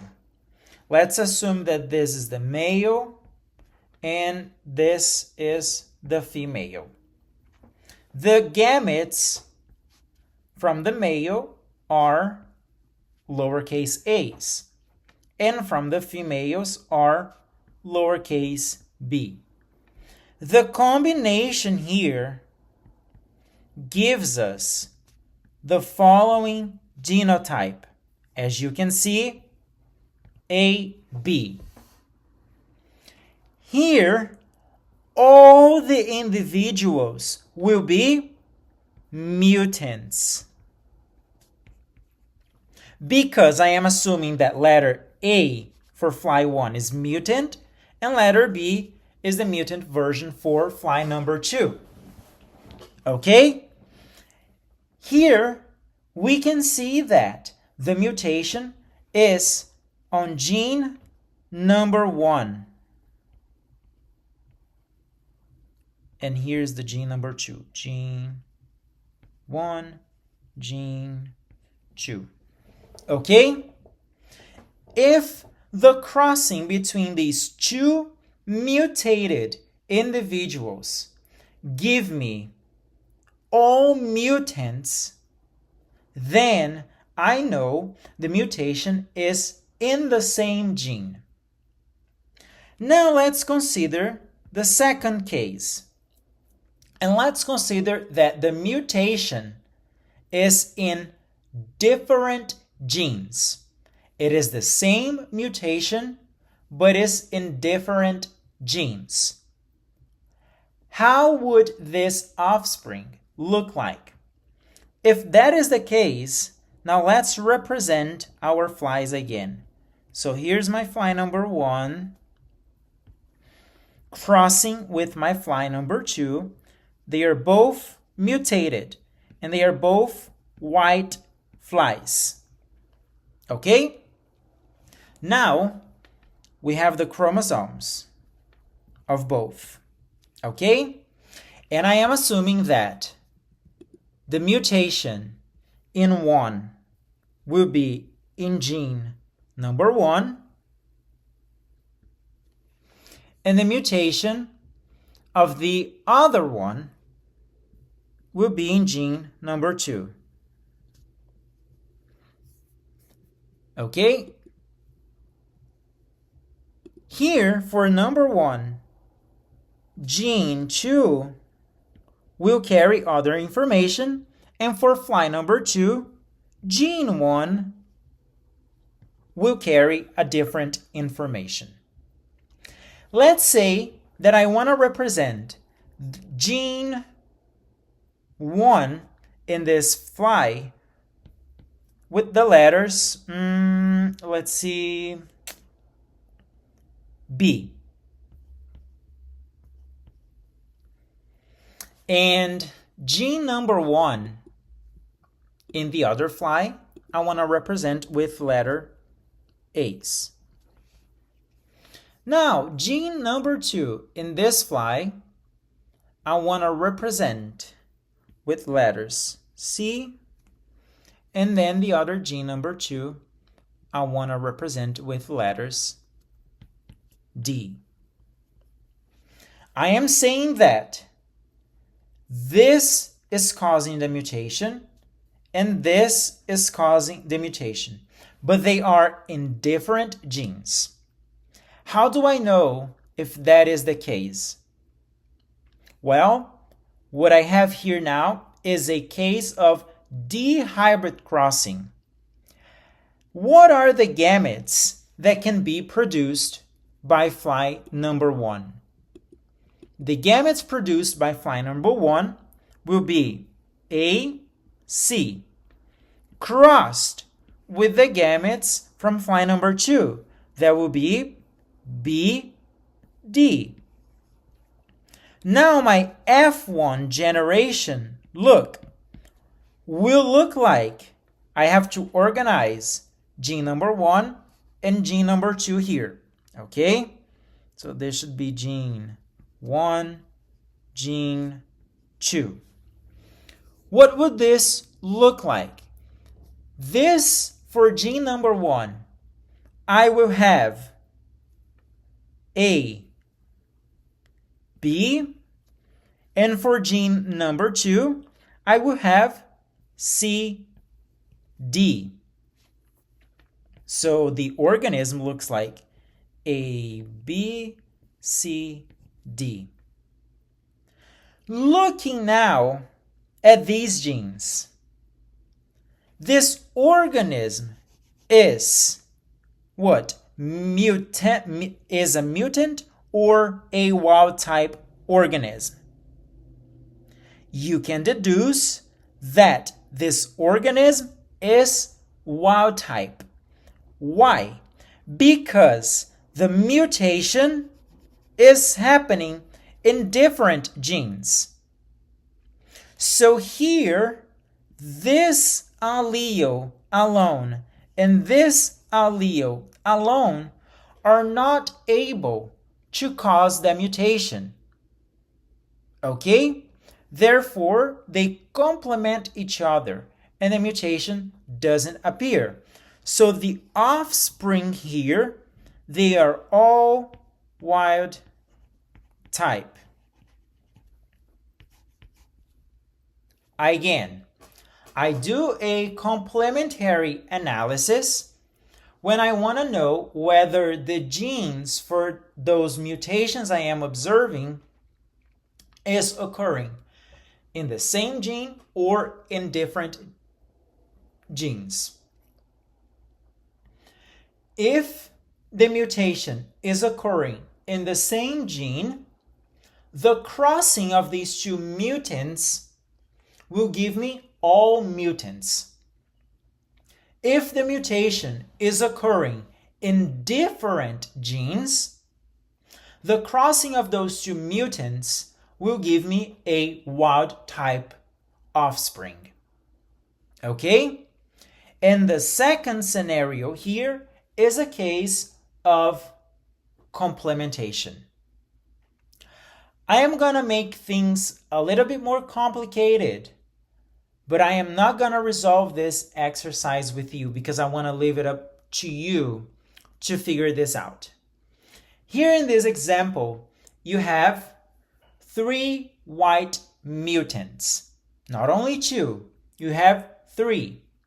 And you want to know if the mutation causing the white color is in the same gene for each mutant. Okay?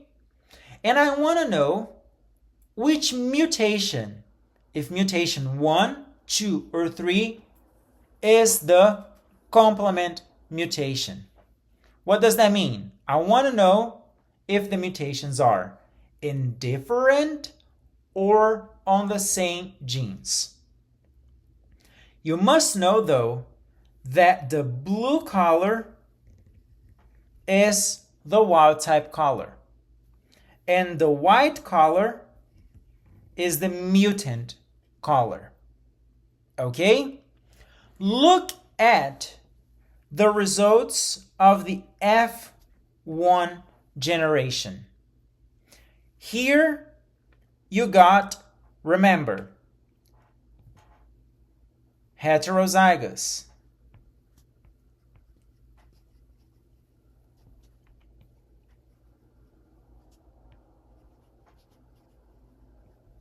And here you got homozygous. Okay?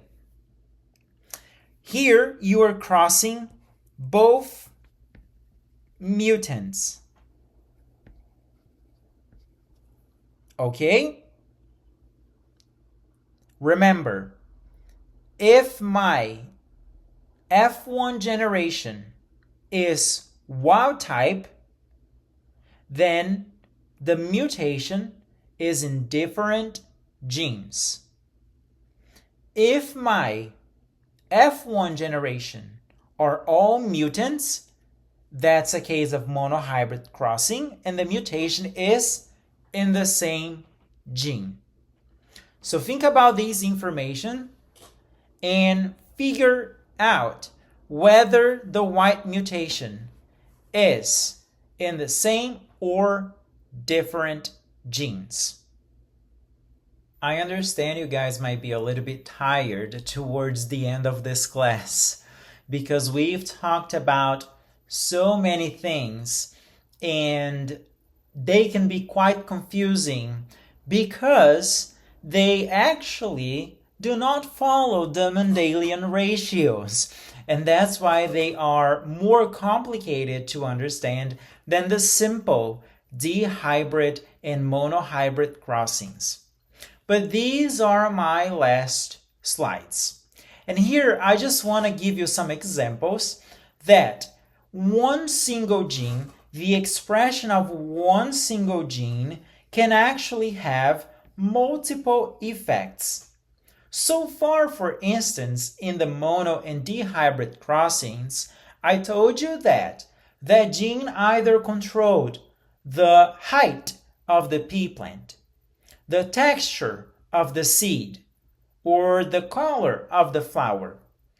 But we have a condition here now that one gene will influence or will have multiple effects, multiple phenotypic effects. That is the case of what we call pleiotropy. Pleio means many. So here, the expression of one single gene will have multiple distinct phenotypic effects. Sorry. The first example I want to bring it to you is the Marfan syndrome. This illness is known to be as a autosomal dominant mutation. Autosomal dominant, let's break down this. Autosomal means that this is coming from the parents, not from the grandparents, okay, from the parents. Dominant means that the mutation occurs in the presence of the dominant allele. This mutation causes multiple effects, and it's a mutation in the gene that codes for a protein that makes the connective tissue. The connective tissue serves as a cushioning in some areas of your body, but it's also a very elastic tissue that allows for flexibility in some organs, such as the arteries, okay?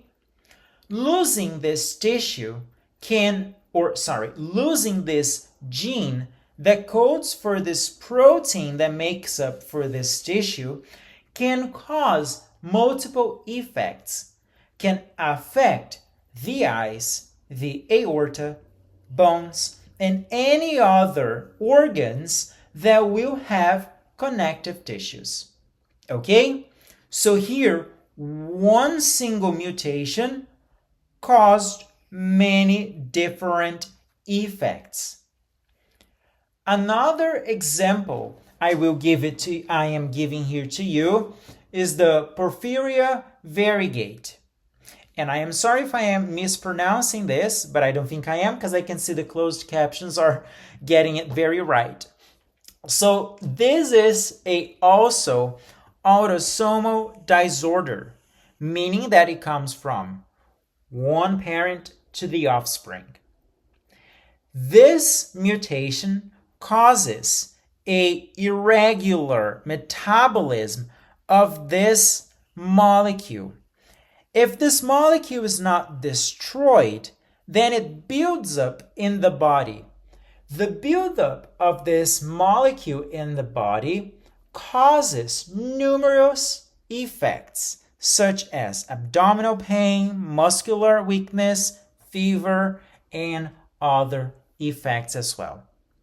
This is also a case of one single gene having multiple effects in the human body, okay? Because I understand that this class was slightly confusing because of the many exceptions that we talked, exceptions to the Mendelian ratios, I am going to leave you with some exercises that I want you to think about, and then we can discuss this in our class in person.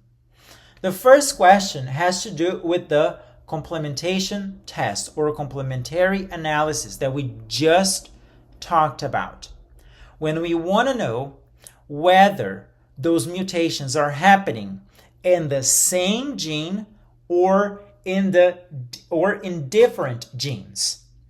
If they happened in different genes, that is a case of complementation. Okay? For 2, I am asking you, how do I know whether 2 genes are epistatic? And you've got to remember the ratios. Okay? Remember that I gave you some ratios when I discussed the dominance epistatic, the recessive epistatic. Go back to those slides and review that to answer this question. The last question is also about epistasis. And here I am telling you, this is the ratio. If this is the ratio, what scenario, what type of epistasis we have here? Dominant, recessive, or complementary gene action. Suppressors, I'm going to tell you that that's not the case because we did not even talk about this. This is just a distraction choice here for you. So think about these questions. Go back to the slides and be careful when studying because I understand this can be slightly confusing. All right? Good luck.